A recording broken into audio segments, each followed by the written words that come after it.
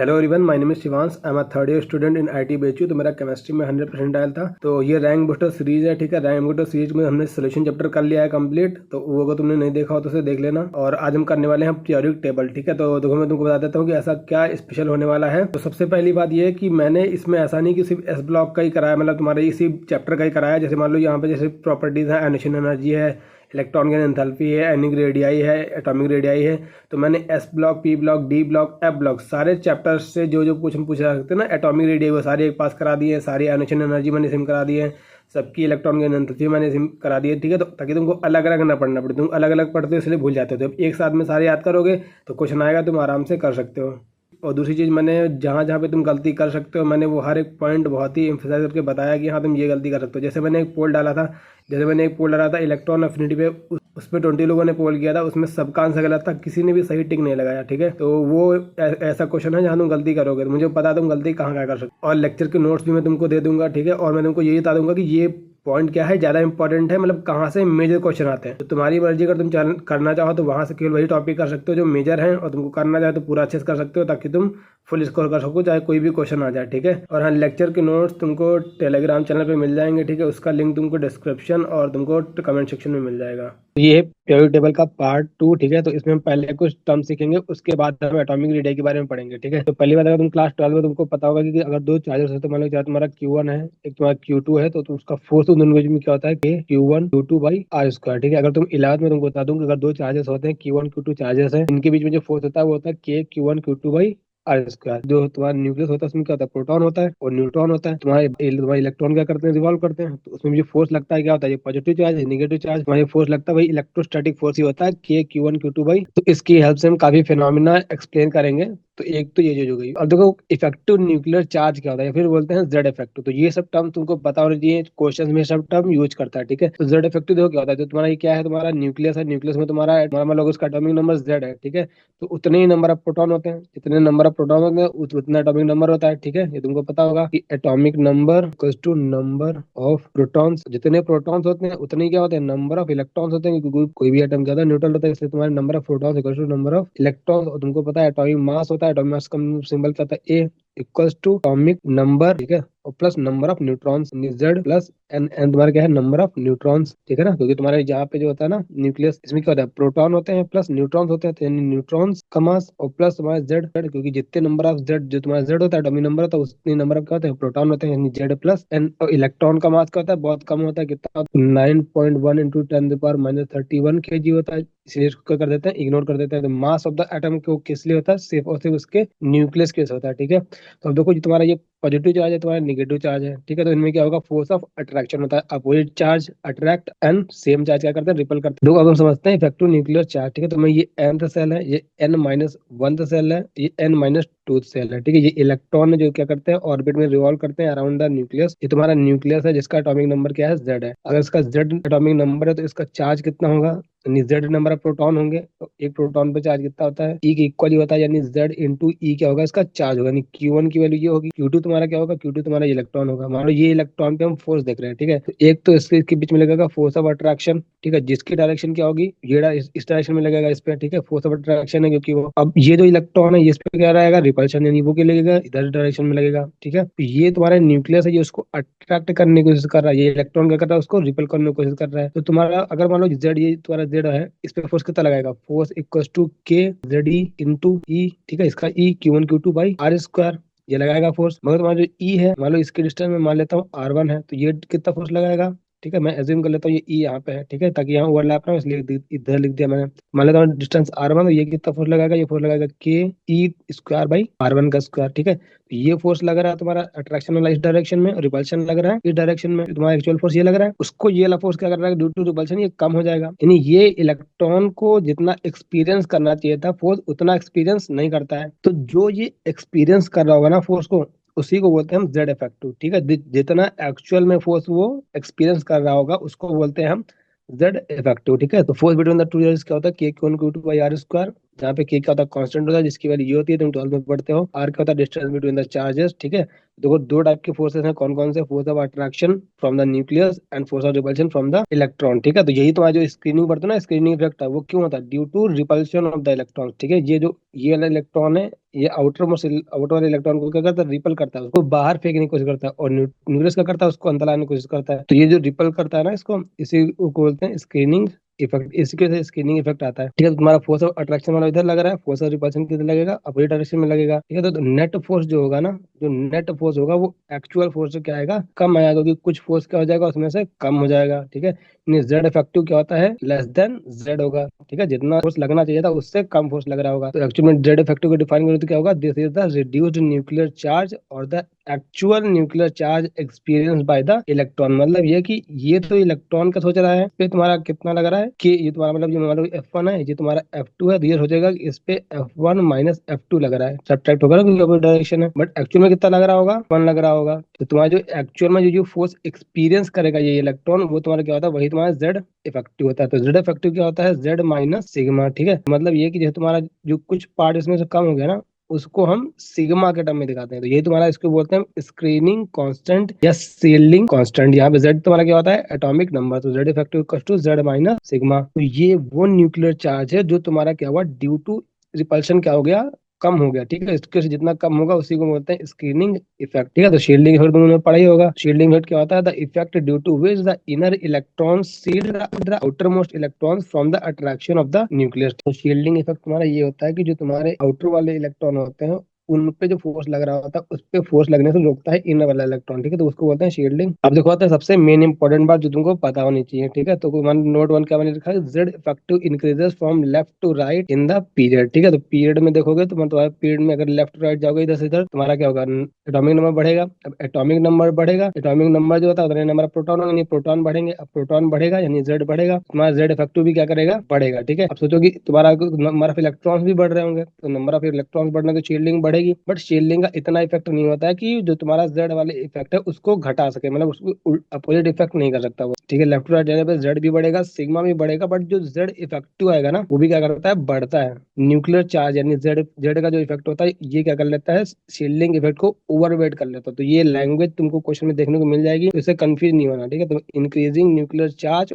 ओवरवेट्स shielding, ऐसे word तुम्हारे twelfth में तुमको देखने को मिलेंगे, क्योंकि एनसीईआरटी के लाइन है कि तुम्हारे इधर जब तुम लेफ्ट राइट जाते हो, तुम्हारा क्या होता है, न्यूक्लियर चार्ज ओवरवेट कर लेता है शील्डिंग, यानी शील्डिंग तो बढ़ रही होगी मगर तुम्हारा न्यूक्लियर चार्ज ज्यादा बढ़ रहा होगा, ठीक है। इसलिए तुम्हारा शील्डिंग का इफेक्ट उतना नहीं होता है, इफेक्ट तो होगा ही होगा मगर कम होगा, ठीक है। अगर तुम जाओगे डाउन द ग्रुप, तब तुम्हारा क्या होगा, तब तुम्हारा एक नई शेल आ रही होगी, ठीक है। अभी तक क्या था, शेल वही था, अभी तक शेल वही था, और जब डाउन द ग्रुप जाओगे तो एक नई शेल ऐड होती है। अब नई शेल ऐड होगी तो उसका स्क्रीनिंग इफेक्ट क्या होगा, ज्यादा होगा। तो Z effective increases on going top to bottom along the group, ठीक है। यहाँ भी जेड इफेक्टिव बढ़ेगा, क्योंकि एटॉमिक नंबर बढ़ रहा है तो जेड तो बढ़ेगा ही, ठीक है। नंबर ऑफ प्रोटॉन्स तो बढ़ ही रहे हैं, but less increment as compare to along the period. But यहाँ पे क्या होता है, कम इंक्रीमेंट होगा, ठीक है, उतना इंक्रीमेंट नहीं होगा, because the introduction of the new shell. तो यहाँ पे क्या होगी, नई शेल ऐड हो रहेगी, वहां पे शेल तो तुम्हारी वही है, इसलिए उतना रिपल्शन वो नहीं लगा पाते। बट अब नई शेल ऐड हो जाएगी, ठीक है, तो वो क्या करेगी, ज्यादा रिपल्शन लगाएगी।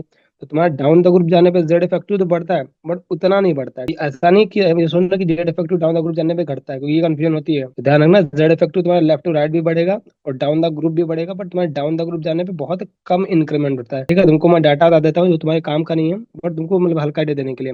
ये तुम्हारे लिथियम के लिए देखोगे, लिथियम के लिए जेड इफेक्टिव आता है तुम्हारा 1.3, ठीक है। ये तुम फ्लोरीन के लिए देखोगे तो आता है 5.86। वही तुम अगर इधर लिथियम के नीचे जो सोडियम के लिए देखोगे तो तुम्हारा आएगा 2.2। तो यहाँ पे इंक्रीमेंट क्या है, बहुत ही कम है, ठीक है। यहाँ इंक्रीमेंट देखो क्या है, बहुत ही ज्यादा है। तो ध्यान रखना, जेड इफेक्टिव दोनों साइड ही बढ़ता है, बट लेफ्ट राइट क्या होता है, ज्यादा बढ़ता है, क्योंकि तुम्हारी शेल सेम रहती है, तो तुम्हारा उतना शील्डिंग नहीं लगा पाता। जब डाउन ग्रुप जाते हैं तो नई शेल ऐड हो जाती है, तो ज्यादा शील्डिंग इफेक्ट लगाती है, इसके वजह से न्यूक्लियर चार्ज क्या होता है, ज्यादा इफेक्ट होता है। यहाँ पे सिग्मा तुम्हारा जब डाउन द ग्रुप जाते हैं तो क्या होता है, मोर होता है, ठीक है। तो देखते हैं इसका क्या इफेक्ट होगा नेट फोर्स ऑफ अट्रैक्शन का, ठीक है। तो तुमको पता है फोर्स क्या होता है, Q1 Q2 by R square, ठीक है। तो तुम्हारा एफ के Q1 कितना होगा, Z effective into E square upon R square. अब देखो पहले देखते हैं along the period. Along the period जाएंगे तो तुम्हारा जेड इफेक्टिव क्या करेगा, बढ़ेगा। आर तुम्हारा क्या होता है, रेडियस, ठीक है, मतलब कितनी दूर इलेक्ट्रॉन है, जो तुम्हारा एटम वाला न्यूक्लियस है, ये तुम्हारा इलेक्ट्रॉन ये रिवॉल्व कर रहा है इधर, तो ये आर डिस्टेंस है। अब इधर जब इधर से जाते हैं तो शेल तो बढ़ती नहीं है, शेल तो वही रहती है, यानी आर तो बदलने नहीं वाला है। तो अगर आर ये सेम है, शेल की डिस्टेंस सेम है, तो क्या होगा, फोर्स जो होगा उस वो क्या करेगा, बढ़ेगा, क्योंकि जेड इफेक्टिव बढ़ रहा है। इसका कोई ज्यादा खास चेंज नहीं हो रहा, हल्का फुल्का चेंज आएगा, बहुत माइनर चेंज आएगा, इसलिए जेड इफेक्टिव बढ़ रहा है, तो तुम्हारा ये क्या करेगा, बढ़ेगा, क्योंकि force is directly proportional to Z. On going from left to right the Z effective क्या करता है, इंक्रीज करता है, तुमको पता है। And electron added to the same shell, क्योंकि इलेक्ट्रॉन हमने सेम शेल में ऐड किया है, इसलिए तुम्हारा फोर्स ऑफ अट्रैक्शन क्या करेगा, बढ़ेगा। किस पे फोर्स ऑफ अट्रैक्शन बढ़ेगा, to the outer most electron. तो ध्यान रखना कि जब लेफ्ट राइट जाते हैं तो force of attraction on the outer most electron का करता है, बढ़ता है, ठीक है, क्योंकि ये तुम्हारा फोर्स का फॉर्मूला होता है। वही अगर अलोंग द ग्रुप जाएंगे तो तुमको पता है कि on going from top to bottom along the group Z factor increases but electron is added to the new shell, ठीक है, इसीलिए तुम्हारा क्या होता है, डिस्टेंस बढ़ जाएगी। तुमको फोर्स क्या होता है, force equal to K Z into E square by R square, ठीक है। तो तुम्हारा जेड तो बढ़ा, तो जेड का इंक्रीमेंट हुआ थोड़ा सा, बट उसके साथ साथ तुम्हारी आर भी बढ़ गई। अब अगर आर बढ़ी तो फोर्स को क्या करेगी, डिक्रीज करेगी। देखो तुमको मैं न्यूमेरिकल वैल्यू करके दिखा देता हूँ। जैसे मान लो तुम्हारा यहाँ लिथियम था, उस टाइम पे मान लो कुछ फोर्स था, मान लो कुछ K Z E square by R square था। अब नीचे जाने पे जेड हल्का हल्का बढ़ेगा, मान लो तुम्हारा के टू जेड ई स्क्वायर हो जाता है बाई आर स्क्वायर, ठीक है। अब आर वहां पे क्या हो जाएगा, मान अब आर तो यहाँ नई शेल ऐड हुई है, तो आर मतलब डबल हो गया, तो ये कितना हो जाएगा, 4 टाइम्स हो जाएगा, ठीक है। ये तुम्हारा क्या आ जाएगा, देखो ये 1/2 यानी 0.5, यानी पहले जो था उससे क्या हो गया, आधा हो गया, ठीक है। तो क्योंकि ये वैल्यू ज्यादा बढ़ रही है, तो ये वैल्यू कम बढ़ रही है, ठीक है, क्योंकि इसका डायरेक्टली प्रोपोर्शनल है, यानी फोर्स को बढ़ाएगा, अगर रेडियस का करेगा उसको घटाएगा। अब रेडियस अगर ज्यादा बढ़ रही है तो इसका इफेक्ट डोमिनेट कर जाएगा, यानी तुम्हारा क्या हो जाएगा, फोर्स घट जाएगा, ठीक है। Hence the distance from the nucleus increase करती है, therefore net force of attraction क्या करता है, डिक्रीज करता है। अभी तक जो भी मैंने बताया तो वो तुमको मैं अभी एक बार फिर से समराइज कर दूंगा पूरा, ठीक है। देखो पहले बहुत इंपॉर्टेंट पॉइंट है, तुमको सब कुछ पता होना चाहिए। तो पहला है पेनेट्रेशन पावर। पेनेट्रेशन होता है ability to penetrate electron cloud to get closer to the nucleus, मतलब कौन कितना ज्यादा अच्छे से न्यूक्लियस के पास जा सकता है, उसको बोलते हैं उसकी पेनेट्रेशन पावर, ठीक है। एस वाले जो क्या होते हैं, सबसे ज्यादा क्लोज होते हैं टू द न्यूक्लियस, इसलिए बोलते हैं कि एन एस की तुम्हारी क्या होती है, पेनेट्रेशन पावर ज्यादा होती है as compare to N P, N P की ज्यादा होती है as compare to N D. N तुम्हारा क्या है, प्रिंसिपल क्वांटम नंबर, मतलब यानी तुम्हारी एस ऑर्बिटल की पेनेट्रेशन पावर ज्यादा होती है देन द पी, पी की ज्यादा होती है then the D, and D की ज्यादा होती है एज कम्पेयर टू एफ, ठीक है। तो ये इसका मतलब क्या कि तुम्हारा क्या होगा, ज्यादा क्लोज होगा टू द न्यूक्लियस। वही अगर शील्डिंग इफेक्ट की बात करें, ऐसे तुम्हारा ज्यादा अच्छा शील्डिंग लगाता है देन द पी, पी ज्यादा अच्छा शील्डिंग लगाता है एज कम्पेयर टू डी, और डी ज्यादा शील्डिंग लगाता है एज कम्पेयर टू एफ। तो डी एंड एफ की इसलिए क्या होती है, पुअर शील्डिंग होती है, इनकी क्या होती है, पुअर शील्डिंग होती है, ठीक है। तो इस चीज को तुम ऐसे समझ सकते हो, तुम्हारा एस क्या होगा, क्लोज टू द न्यूक्लियस है, यहाँ मान लो ऐसा है, ये मान लो पी वाला या डी वाला, इसमें इलेक्ट्रॉन रिवॉल्व कर रहा है, ठीक है, और इसमें भी रियल इलेक्ट्रॉन रिवॉल्व कर रहा है, इसमें भी रियल इलेक्ट्रॉन रिवॉल्व कर रहा है। मान लो इस वाले पे यहाँ पे एक इलेक्ट्रॉन है, उसको फोर्स देखना है, तो भी इसमें जब ज्यादा वॉल्यूम में रिवॉल्व कर रहा है तो ये बहुत कम चांस है ना कि इसके आमने सामने पड़ेगा, क्योंकि जब आमने सामने होगा तभी ज्यादा रिपल्शन लगाएगा, ठीक है। तो जितना ज्यादा वो न्यूक्लियस के पास होता है उतना ही ज्यादा क्या लगाता है, सिग्मा उतना ज्यादा लगाता है, ठीक है, शील्डिंग इफेक्ट उतना ज्यादा लगाता है। तो ध्यान रखना कि एस की शील्डिंग इफेक्ट जब से ज्यादा होता है, फिर P then D and then सबसे पूरा शील्डिंग इफेक्ट इसका होता है, एफ का होता है, ठीक है। तो ये भी क्या है, बहुत ही इंपॉर्टेंट चीजें हैं। और पेनिट्रेशन वाला पावर वाली चीज तुम्हारे एनसीईआरटी में लिखी हुई है, उस पर एक स्टेटमेंट लिखा जो तुम्हारा पीओक्यू में आया भी है, तो वो तुमको आगे दिखाऊंगा, बट यहाँ पे तुमको समझाया कि पेनिट्रेशन पावर होती क्या है, ठीक है। देखो एक चीज आती है अल्टीमेट शेल, पेनल्टीमेट शेल, ठीक है। तो अल्टीमेट शेल बोलते हैं जो आउटर मोस्ट शेल होती है, जो उसके अंदर वाली शेल होती है उसको बोलते हैं पेनल्टीमेट शेल, ठीक है। जैसे यहाँ पे तुम्हारा एन है तो उसकी कन्फर्मेशन ये है, यहाँ पे एन इक्वल टू 3 तुम्हारी आउटर मोस्ट शेल है, तो यहाँ पे अल्टीमेट शेल कौन है, एन इक्वल टू 3, यानी 3 तुम्हारी क्या है, अल्टीमेट शेल है। और पेनल्टीमेट शेल कौन है, तो ये 3 है, तो और उसके पहले कौन शेल है, 2 है, पेनल्टीमेट शेल क्या है, 2 है, ठीक है।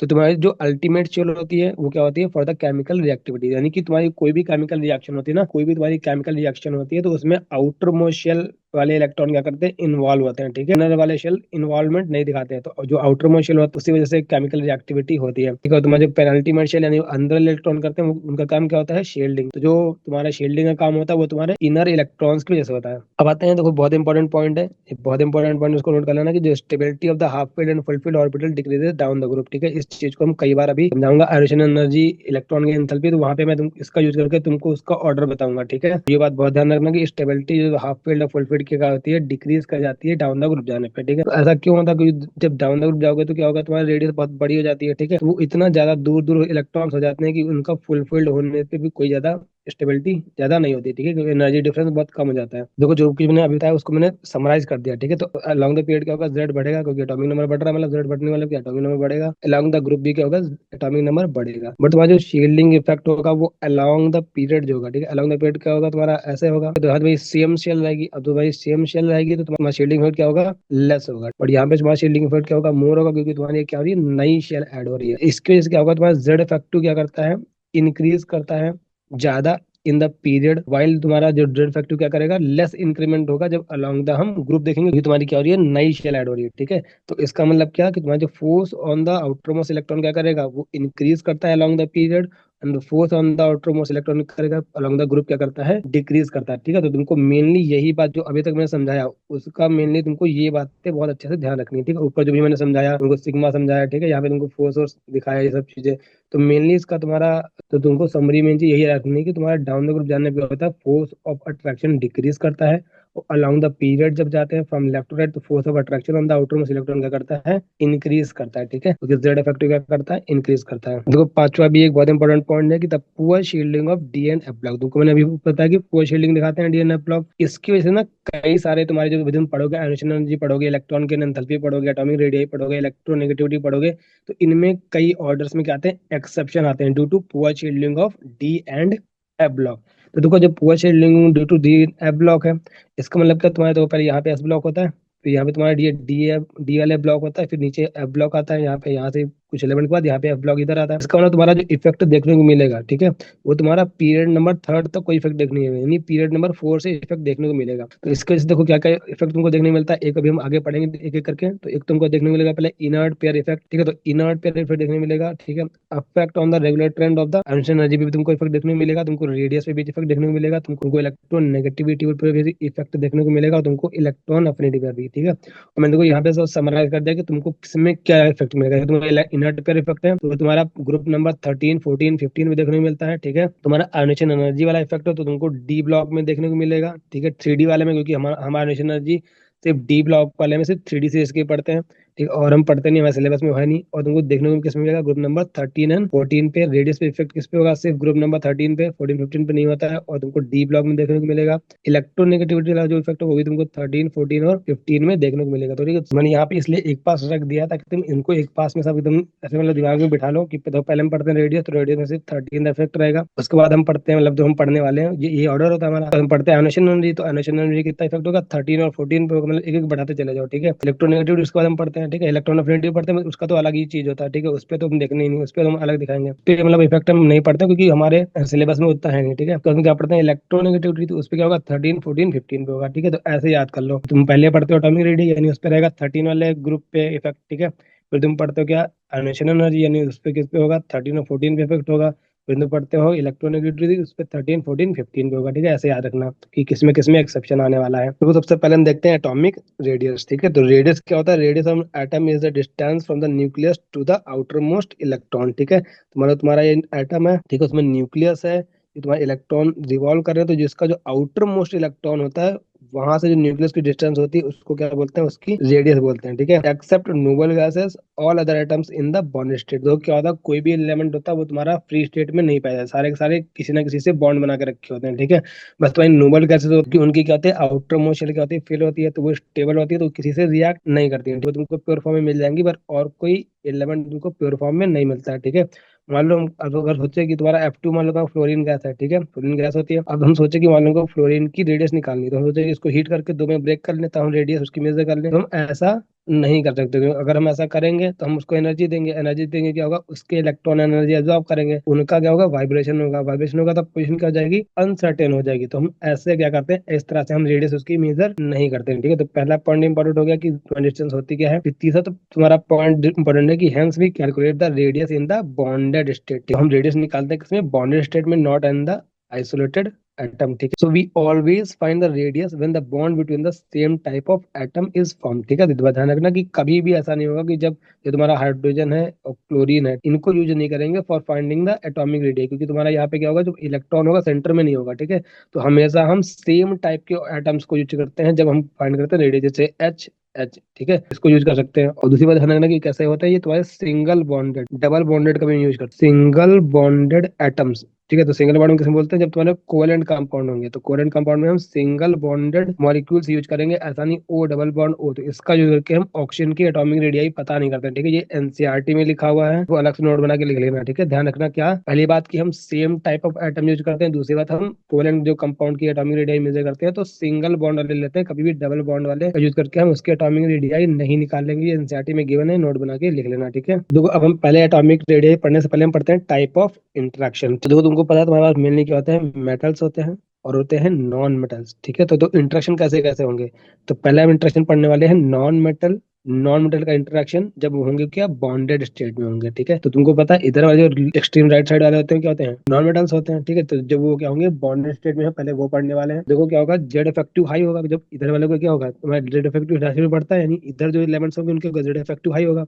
अब जेड इफेक्टिव हाई होगा, तुम्हारा मान लो, तुम्हारा मैं एलिमेंट ले लेता हूँ फ्लोरीन, ठीक है। फ्लोरीन फ्लोरीन गैस तुम्हारा ले लिया मैंने। तो अब देखो यहाँ पे क्या है, इनका जेड इफेक्टिव क्या होगा, हाई होगा, इसीलिए ये एक दूसरे को इलेक्ट्रॉन को क्या करेंगे, अच्छे से अट्रैक्ट करेंगे, ठीक है। तो इसीलिए क्या होता है, फोर्स ऑफ अट्रैक्शन क्या होगा, हाई होगा, ठीक है। और इक्वल होगा, जितने फोर्स से ये खींचेगा उतनी फोर्स से इधर भी खींचेगा, ठीक है। इसलिए शेयरिंग ऑफ इलेक्ट्रॉन होगी, ठीक है।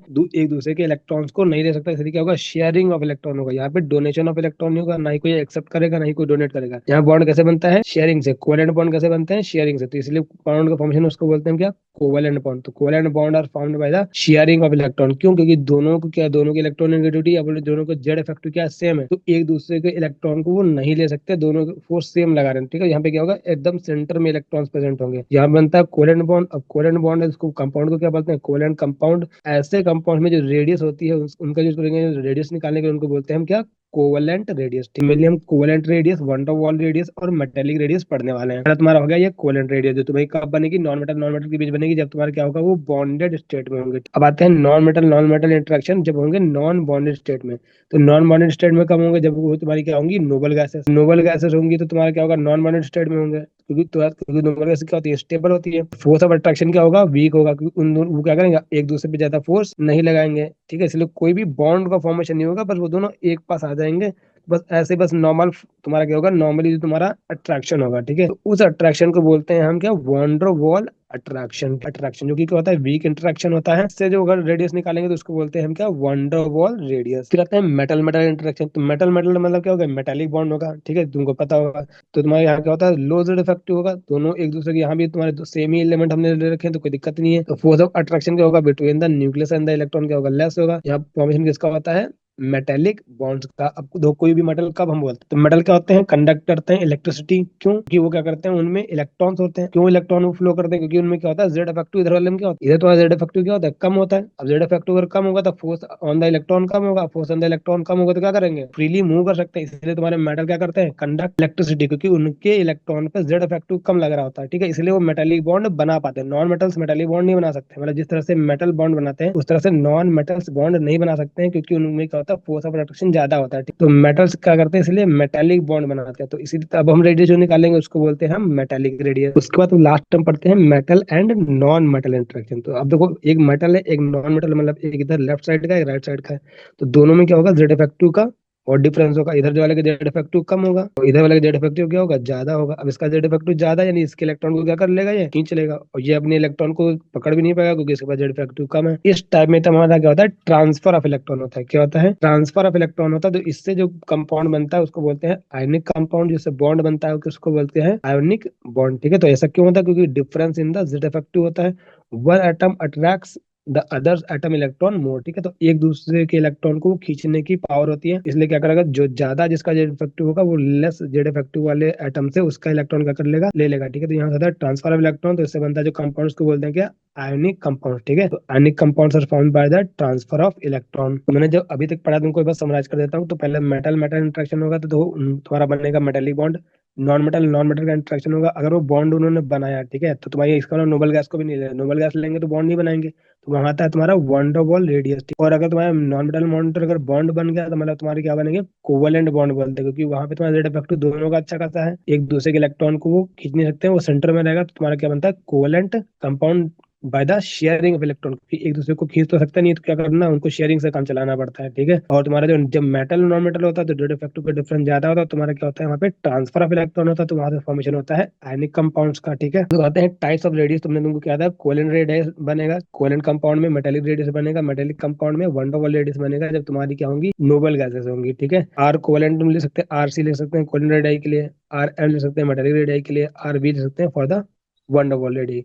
तो अगर बात करें कोवेलेंट रेडियाई की, तो ध्यान रखना किस क्या करते हैं, it is the half of the internuclear distance of the homonuclear atom bonded by the single bond। ये एनसीईआरटी की लाइन है, बहुत इंपॉर्टेंट है, ये तुम्हारे पीओक्यू में यूज कर सकता है। तो सबसे पहले बात ध्यान रखनी है कि क्या होते हैं, होमोन्यूक्लियर होते हैं, यानी अगर ये ए है तो ये भी क्या होना चाहिए, ए ही आना चाहिए, डिफरेंट टाइप ऑफ एटम नहीं लेंगे, क्योंकि तब तुम्हारा difference in the Z effective होगा, तो तुम्हारा इलेक्ट्रॉन क्या करेगा, एक दूसरे को खींचेंगे अपने तरफ, तो वो तुम्हारा गलत हो जाएगा, ठीक है। उससे कभी हम एटॉमिक रेडियाई कैलकुलेट नहीं करते, हमेशा होमोन्यूक्लियर लेते हैं। दूसरी बात हम क्या लेते हैं, हमेशा सिंगल बॉन्ड लेते हैं, ये बात बहुत अच्छे से ध्यान रखना, डबल बॉन्ड का कभी भी यूज नहीं करते हैं, ठीक है। तो इंटर न्यूक्लियर डिस्टेंस क्या होती है, मतलब इंटर और न्यूक्लियर मतलब ये दोनों के न्यूक्लियस के बीच की डिस्टेंस। तो ये तुम्हारे क्या है, एक का न्यूक्लियस है, ये भी एक का न्यूक्लियस है, तो ये जो डिस्टेंस क्या होगी, इसको बोलते हैं इंटर न्यूक्लियर डिस्टेंस। इसका जो हाफ होगा, ठीक है, तो हम क्या बोलेंगे, रेडियस, ठीक है। तो अगर ये डी ए है तो रेडियस ऑफ कोवेलेंट कंपाउंड क्या है, डी ए बाई टू, ठीक है। तो ये होगी तुम्हारी कोवेलेंट रेडियस। अब आते हैं मेटेलिक रेडियस आर एम, ठीक है। तो it is the half of the internuclear distance of the atom bonded by the metallic bond metal को, ठीक है। क्या यहाँ पे क्या होता है, ये तुम्हारा क्या है, न्यूक्लियस है, ये तुम्हारा इस पे पॉजिटिव चार्ज होता है, और ये तुम्हारे क्या है, इलेक्ट्रॉन से, वो इलेक्ट्रॉन है जो तुम्हारे क्या होंगे, जो ज्यादा बॉन्डेड नहीं होंगे, क्योंकि जेड इफेक्टिव का मौका दीजिए, तुम्हारे क्या होंगे, फ्रीली मूव कर रहे होंगे, जिनके क्या होता है, मेटेलिक प्रॉपर्टीज आती है इनमें,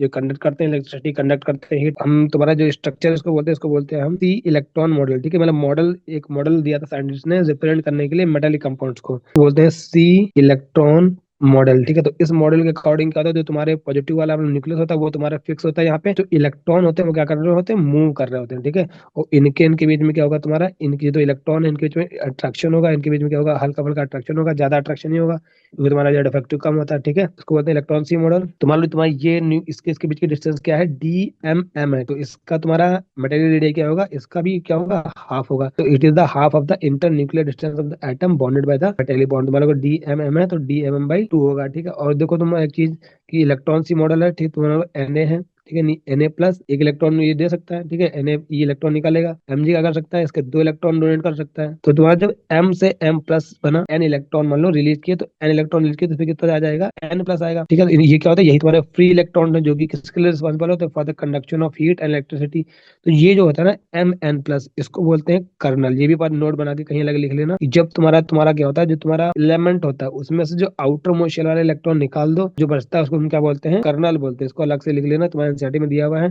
तो कर्नल क्या होता है, atom without the valence electron, ठीक है, उसको क्या बोलते हैं, कर्नल बोलते हैं। देखो जरा हम स्ट्रेंथ ऑफ मेटालिक बॉन्डिंग की बात करते हैं, तो एक बात ध्यान रखना, जो तुम्हारा स्ट्रेंथ होता है इसका, वो डिपेंड किस पे करेगा, वो डिपेंड करेगा ऑन नंबर ऑफ इलेक्ट्रॉन्स, ठीक है। तो जितना नंबर ऑफ इलेक्ट्रॉन्स क्या होंगे, ज्यादा होंगे, ठीक है, मोर होंगे, more will be the metallic bond strength. तो जितने ज्यादा नंबर ऑफ इलेक्ट्रॉन्स होंगे, जितने ही फ्री इलेक्ट्रॉन ज्यादा होंगे, उतना ही क्या होगा, उसका मेटालिक स्ट्रेंथ ज्यादा होगा, उतना ही बॉन्ड क्या बनेगा, स्ट्रॉन्ग बनेगा, ठीक है। ये बात ध्यान रखना। तो इसको हम यूज करेंगे for the D block element. तो मैंने यहाँ पे लिख दिया, strength of the metallic bond higher is the number of valence electron are more, ठीक है। तो नंबर ऑफ वैलेंस इलेक्ट्रॉन होंगे तो तुम्हारी क्या होगी, बॉन्डिंग क्या होगी, मेटालिक बॉन्डिंग क्या होगी, ज्यादा होगी। तो मेटालिक बॉन्डिंग तुम्हारी एक तो डिपेंड करता है कि नंबर ऑफ वैलेंस इलेक्ट्रॉन कितने, दूसरा डिपेंड करता है कि तुम्हारा जेड इफेक्टिव कितना है, ठीक है। तो बात करें वंडर वॉल रेडियस की, तो वंडर वॉल रेडियस भी क्या होती है, हाफ द इंटरन्यूक्लियर डिस्टेंस, ठीक है, in the solid state between the two adjacent, ठीक है। तो दो एडजेसेंट हम ऐसे रखेंगे, उसके बीच की डिस्टेंस मान लो डी ए है,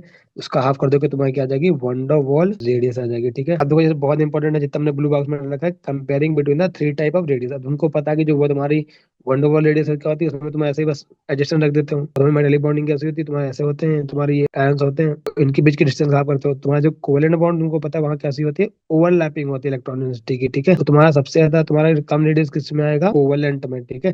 सबसे ग्रेटर रेडियस किस में आएगा, वंडर वॉल में। तो R van der Waals greater than R metallic and R metallic greater than R covalent for any particular element having the all three type of radius. तो इसका मतलब ये है कि अगर मान लो कोई एक ही एलिमेंट, जैसे मान लो मैं ले लेता हूँ मैग्नीशियम ले लेता हूँ, ठीक है, अगर मैं मैग्नीशियम की कोवेलेंट रेडियाई भी डिफाइन करता हूँ, अगर मैं मैग्नीशियम की मेटेलिक रेडियाई भी डिफाइन करता हूँ, अगर मैं मैग्नीशियम की वंडर वॉल रेडियाई भी डिफाइन करता हूँ, तो तुम्हारा क्या होगा, वंडर वॉल रेडियस ज्यादा होगा than the metallic, metallic radius ज्यादा होगा एज कम्पेयर टू कोवेलेंट। तो ऐसा करूँ कि मेटेलिक ले लिया मैंने मैग्नीशियम का और मैंने ले लिया कार्बन का कोवेलेंट, इनको मैं कभी भी कंपेयर नहीं कर सकता हूँ, ठीक है। सेम टाइप ऑफ एलिमेंट लेंगे तभी हम उनको, मतलब सेम, तुम्हारा पैरामीटर सेम रहना चाहिए, पैरामीटर नहीं बताना चाहिए। वही लिखा कि for any particular element having the all type of radius, एक सेम एलिमेंट है उसके लिए सारे टाइप की रेडियस है, तब ये तुम्हारा फॉलो होगा, ठीक है। और वैसे भी हम कुछ भी रैंडमली तो हम कुछ भी कंपेयर नहीं करते हैं, जो हमारे आसपास वाले होते हैं, कुछ कॉमन होता है, कुछ मतलब ऐसा फैक्टर होता है जिससे हम कंपेयर कर सकते हैं, तभी हम उसको कंपेयर करते हैं। तो तुम्हारा क्या है, नोबल गैसेस तो मोस्टली क्या होती है, वो आइसोलेटेड फॉर्म में होती है, इसलिए उनमें क्या होता है, वन द वॉल रेडियस होता है केवल,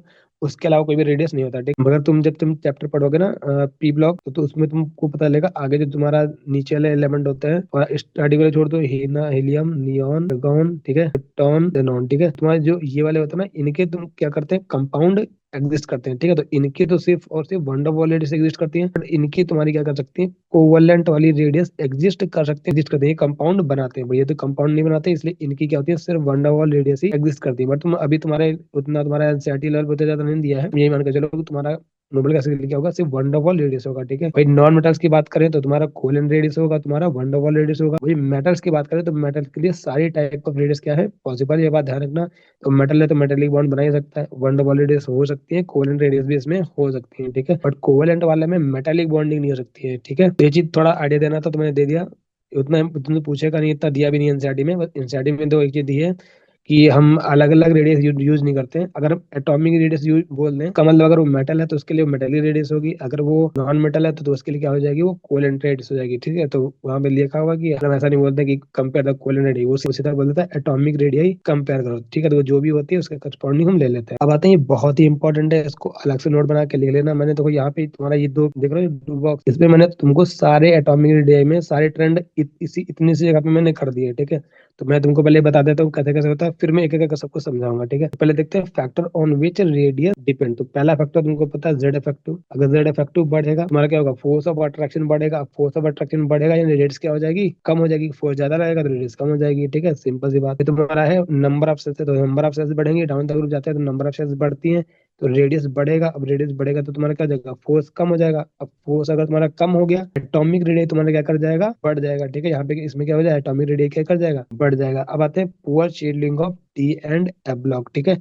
तो तुम्हारा जो तुम अगर बात करें एस और पी ब्लॉक की, ठीक है, जब हम इसमें देखेंगे एटॉमिक रेडियस का ट्रेंड, तो हम देखेंगे जेड इफेक्टिव देखेंगे, नंबर ऑफ शेल्स देखेंगे, और poor shielding of D and F block देखेंगे। बट किसमें देखेंगे, तुमको मैं पहले ही स्टार्टिंग बता चुका हूँ कि सिर्फ 13 में देखते हैं, ठीक है भाई। जब आगे बढ़ते हैं अनशन एनर्जी, इसमें 13 और 14 में देखते हैं, इलेक्ट्रोनेगेटिविटी उसमें 13, 14 और 15 में देखते हैं, ठीक है। और इनर्ट पेयर इफेक्ट में भी हम 13, 14, 15 में देखते हैं। डी एन एफ ब्लॉक का पुअर शील्डिंग वाला इफेक्ट सिर्फ और सिर्फ ग्रुप नंबर 13 में दिखेगा और किसी में नहीं दिखेगा। वही जब हम डी ब्लॉक की एटॉमिक रेडियस को कंपेयर करेंगे तो वहां हम क्या देखेंगे, number of unpaired electron for the D block element, ठीक है। तो वहां पे क्या देखेंगे, नंबर ऑफ अनपेयर्ड इलेक्ट्रॉन देखेंगे। तो मैंने अभी बताया ना कि metallic bonding number of valence electron हैं, उससे मेटालिक बॉन्ड डिपेंड करता है। तुम्हारा डी ब्लॉक में क्या होता है, जेड इफेक्टिव का इंक्रीज कम होता है, इसलिए वहां पे क्या होता है, ये फैक्टर तुम्हारा डोमिनेंट कर जाता है। तो हम वहां पे जेड इफेक्टिव नहीं देखते, हम देखते हैं कि नंबर ऑफ अनपेड इलेक्ट्रॉन कितने हैं या फिर वैलेंस इलेक्ट्रॉन कितने हैं जो तुम्हारे बॉन्डिंग में पार्टिसिपेट कर सकते हैं, ठीक, फॉर द मेटालिक बॉन्डिंग। जब हम डी ब्लॉक के लिए करते हैं ना, तो एक तो ये इफेक्ट देखते हैं और दूसरा देखते हैं हाफ फील्ड है कि फुल फील्ड स्टेबिलिटी है। कुछ जब हाफ फील्ड और फुल फील्ड होगा, क्या होगा, वो इलेक्ट्रॉन्स इतनी इन्वॉल्व नहीं होंगे, क्योंकि हाफ फील्ड और फुल फील्ड में क्या होता है, वो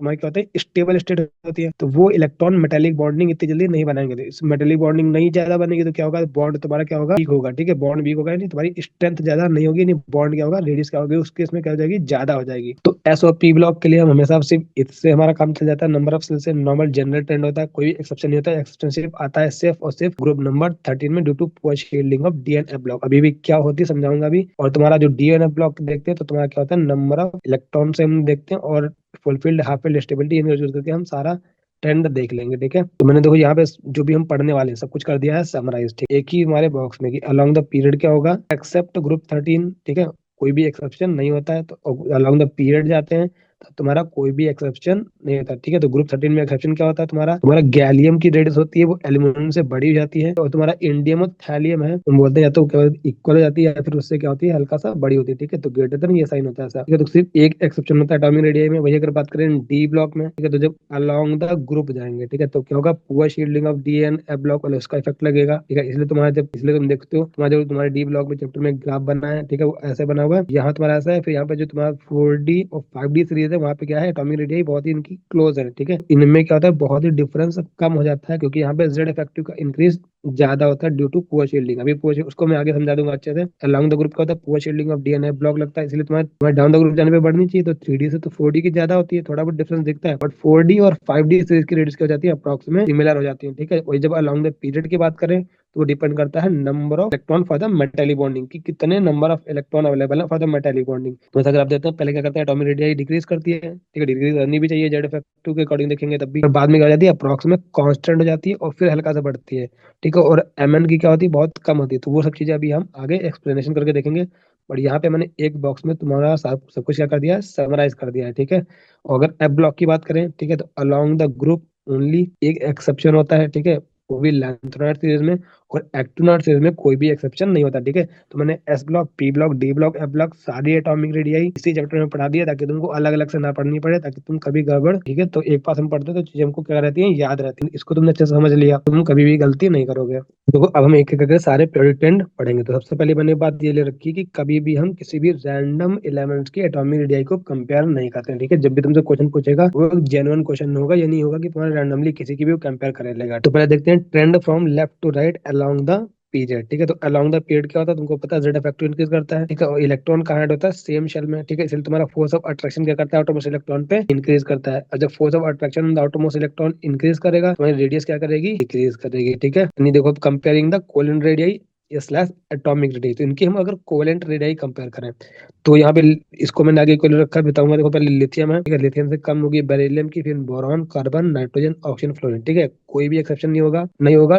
नॉवल डिक्रीज आएगा, ठीक है, एटॉमिक रेडियस का। पर नियॉन सबसे आगे हुआ, क्यों, क्योंकि इसकी जो है कोवेलेंट रेडियस एग्जिस्ट नहीं करती। ये बात साफ साफ एनसीईआरटी में लिखी हुई है कि जो हमारी जब वंडरवॉल रेडियस होगी वो हम कभी कोवेलेंट रेडियस के साथ कंपेयर नहीं करते। अगर हम इनका कोवेलेंट रेडियस कंपेयर कर रहे हैं, तो इसका अगर वंडरवॉल रेडियस यहाँ पे रख रहे हैं, तो इसको ये क्या आएगा, हमेशा इससे आगे आएगा, क्योंकि यहाँ पे कोई भी बॉन्ड का फॉर्मेशन क्या होता है, नहीं होता, ठीक है। हम इसलिए वो सबसे आगे आएगा। वही अगर अगर हम सबकी मतलब वंडर वॉल रेडियस देखेंगे, मतलब इन सबकी वंडर वॉल रेडियस, क्योंकि वंडर वॉल रेडियस क्या करती है, सबके लिए एग्जिस्ट करती है, मैं भी लिखा चुका हूँ। तब तुम्हारा कोई दिक्कत नहीं होगा, तब तुम्हारा ऑर्डर आएगा नॉर्मल वही आएगा, लिथियम से लेकर तुम्हारा फ्लोरीन तक वाला ऐसे जाएगा, तुम्हारा नियॉन क्या आएगा लास्ट में आएगा, क्योंकि तुम्हारा क्या है, हम क्या देख रहे हैं, वंडर वॉल रेडियस देख रहे हैं, मतलब सबकी ही वंडर वॉल देख रहे हैं। तो तुम्हारा क्या होगा, वंडर वॉल होगा, मतलब दोनों आइटम्स क्या होंगे, ऐसे अटैच रखे होंगे, ठीक है। तो तुम्हारा यहाँ पे क्या होगा, तुम्हारा जेड इफेक्टिव तुम्हारा क्या होगा, इधर सबसे ज्यादा होगा, जेड इफेक्टिव ज्यादा होगा, यदि तुम्हारा फोर्स ऑफ अट्रैक्शन ज्यादा होगा, तो रेडियस तुम्हारी क्या होगी, कम होगी। बट यहाँ पे तुम्हारा क्या होता है, इसमें वंडर वॉल रेडियस होती है, यहाँ कोलन रेडियस होती है, तो यहाँ पे बॉन्ड फॉर्मेशन नहीं होता, तो यहाँ पे कोई भी डिक्रीमेंट नहीं आता। बट यहाँ पे क्या होता है, डिक्रीज होता है ड्यू टू बॉन्ड फॉर्मेशन, ठीक है। इसीलिए कोवेलेंट रेडियस को अगर कभी भी कंपेयर करा है वंडर वॉल रेडियस है, तो वंडर वॉल रेडियस क्या होती है, हेलोजेंस की हमेशा सबसे ज्यादा होती है। ये बात ध्यान रखना, साफ साफ एनसीईआरटी में मेंशन्ड है, ये बहुत ही इंपॉर्टेंट है, ठीक है भाई। अगर सबकी वंडरवॉल कंपेयर करेगा तब कोई दिक्कत नहीं है। और मैंने ये लिखा है कि अगर पीरियड नंबर 1 2 3 की बात करें तो ग्रेटेस्ट रेडियस होगी for the noble gases, but अगर पीरियड 4 और 5 की बात करें तो covalent radii exist krypton and xenon, hence largest radii will be of potassium and rubidium. मतलब कि ये तुम्हारा तुमको बताया कि हीलियम, नियॉन, एर्गॉन, इनके लिए क्या करता है, तुम्हारा बॉन्ड नहीं बनता, बट क्रिप्टॉन एंड xenon क्या करते हैं,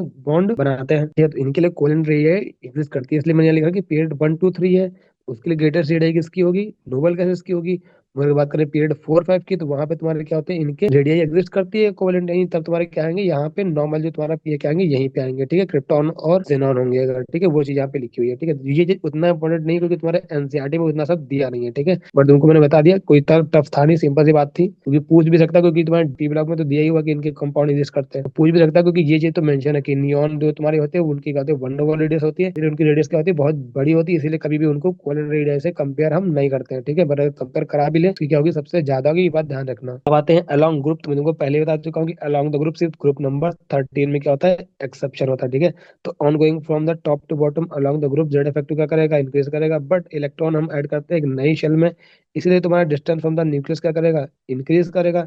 इसे तुम्हारा नेट फोर्स ऑफ अट्रैक्शन क्या करता है, डिक्रीज करता है, ठीक है। अलॉन्ग द पीरियड जाएंगे तो net force of attraction increase करता है, डाउन द ग्रुप जाएंगे तो नेट फोर्स ऑफ अट्रैक्शन क्या कर देगा, डिक्रीज करेगा। बस ये बात ध्यान रखना, तुम कोई भी ट्रेंड बता सकते हो। तो increase in the force due to Z effective is less than the decrease in due to the radius, ठीक है। तो तुम्हारा जेड इफेक्टिव में जो इंक्रीज तो हो रहा है बट वो बहुत कम होता है as compare to the decrease due to the radius, ठीक है। देखो इन द ग्रुप 1 2 तो तुम्हारा ग्राफ दिया हुआ है एनसीईआरटी में, ठीक है। ग्राफ अगर तुम एनसीईआरटी में ध्यान से देखो, तुम्हारा एनसीईआरटी में पहले ग्राफ ऐसे बना हुआ है, ठीक है। फिर तुम्हारा ये कम स्लोप हो गया है। तो मान लो तुमसे पूछ सकता है कि यहाँ पे जो मान लो यहाँ पे एक्स है, यहाँ पे वाई है, तो कंपेयर करो, मतलब तुमको एलिमेंट दे देगा, मतलब ये लिथियम है, सोडियम है, ये पोटेशियम है, रुबिडियम है, सीजियम है, फ्रांसियम है। मान लो इसकी रेडियस x1 है, इसकी रेडियस x2 है, इसकी y1 है, इसकी y2 है, इसकी z1 है, इसकी z2 है। इसके बीच का डिफरेंस मैं मान लेता हूँ x है, मतलब इनकी रेडियस का डिफरेंस, इनका डिफरेंस y है, इनका डिफरेंस क्या है, z है। यदि तुम देखो अगर तुम्हारा यहाँ से यहाँ एटॉमिक नंबर बढ़ा तो तुम्हारा ये इतना इंक्रीज है एटॉमिक रेडियस का, बट तुम अगर यहाँ से यहाँ जाओगे तो तुम्हारा इंक्रीज एटॉमिक रेडियस क्या है, देखो कम है। यही तुम्हारा जो एक्स होगा वो तुम्हारा ग्रेटर होगा than the Y, Y greater होगा देन द जेड। देखो जो पुअर शेडिंग वाली चीज है ऐसे समझ लो, ठीक है। तो देखो यहाँ पे क्या तुम्हारा पहले तुम्हारा यहाँ से यहाँ गया, ठीक है। तो कोई भी डी ब्लॉक नहीं है यहाँ पे भी, कोई भी डीएनए ब्लॉक नहीं है, इसलिए यहाँ पे कोई दिक्कत नहीं आती है। बट जैसे ही आते हैं यहाँ से यहाँ में, ठीक है, तो ये आते हैं बीच में ये डी वाले एलिमेंट्स,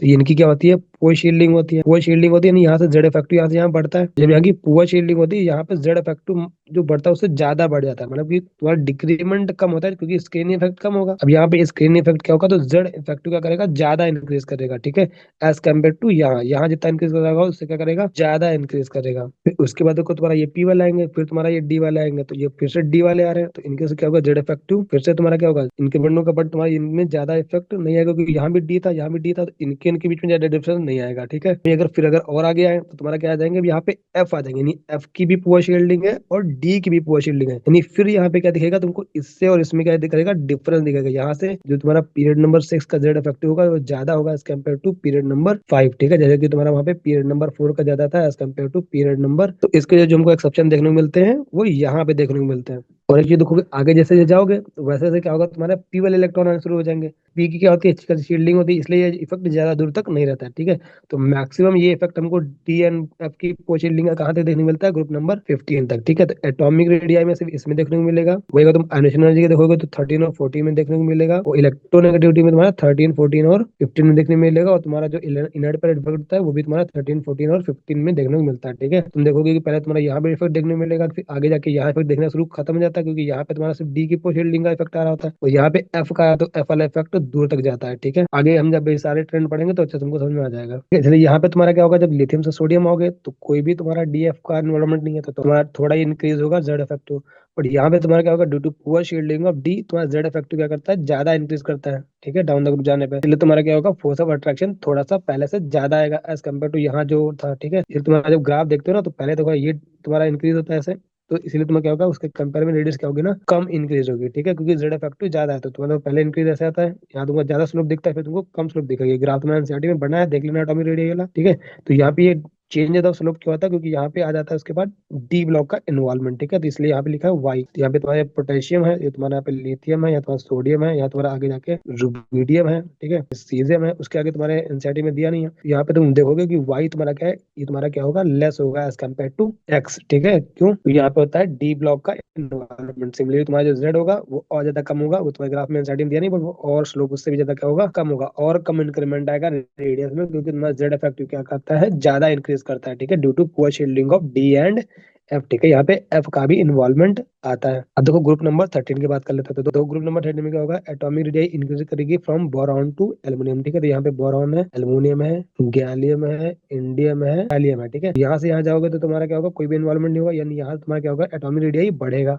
और जैसे तुम यहाँ से यहाँ होगे तो तुम्हारा क्या होगा, डी ब्लॉक आ जाता है, ठीक है। तो ड्यू टू डी ब्लॉक हो जाता है तुम्हारा जेड इफेक्टिव क्या करता है, ज्यादा इंक्रीज करता है, ठीक है। इसके से क्या तुम्हारा होगा कि एल्युमिनियम की रेडियस इसलिए ज्यादा होती है एज कम्पेयर टू गैलियम, ठीक है। फिर तुम्हारे गैलियम से इंडियम में जाओगे तुम्हारा कुछ खास इफेक्ट देखने को नहीं मिलेगा, क्योंकि ठीक है गैलियम में भी यहाँ था, यहाँ पे भी इन्वॉल्वमेंट तुम्हारा डी का था, तो जो इफेक्ट होगा यहाँ पे यानी फिर तुम्हारा क्या होगा, नॉर्मल इंक्रीज आएगा। जैसे जाओगे इंडियम से थैलियम, ठीक है, अप्रॉक्स में इनकी क्या जाती है, सिमिलर हो जाती है, ठीक है, इनकी क्या जाती है, अप्रॉक्स में सिमिलर हो जाती है। या तो मैं ऐसे लिखता है कि इंडियम अप्रॉक्स में इक्वल या फिर लेस देन टेलुरियम, ठीक है। टेलुरियम के वो बोलते हैं ये तो ज्यादा होगी, ये तो बोल सकते हैं कि इक्वल होगी, ठीक है। ज्यादा डिफरेंस नहीं होता है, थोड़ा सा डिफरेंस होता है। बाकी मैं तुमको डाटा भी दिखा दूंगा अभी। यहाँ पे मैंने सब कुछ मतलब एक्सप्लेन करके लिख दिया, तुमको पढ़ना पड़ लेना। देखो, but due to the presence of the D block that is the 3D before the 4P, there will be the change in the trend due to the poor shielding of D Z effect to overcome increase in the radius due to the new shell, ठीक है। ये तुम्हारी atomic radius क्या जाती है, gallium की small हो जाती है एज कम्पेयर टू एल्यूमिनियम। ये बहुत अच्छे से ध्यान रखना, ठीक है। फिर तुम्हारा similar involvement of F block before the thallium, ठीक है। तो वो क्या कर लेगा, overcome the increase in the radius due to the new shell, ठीक है।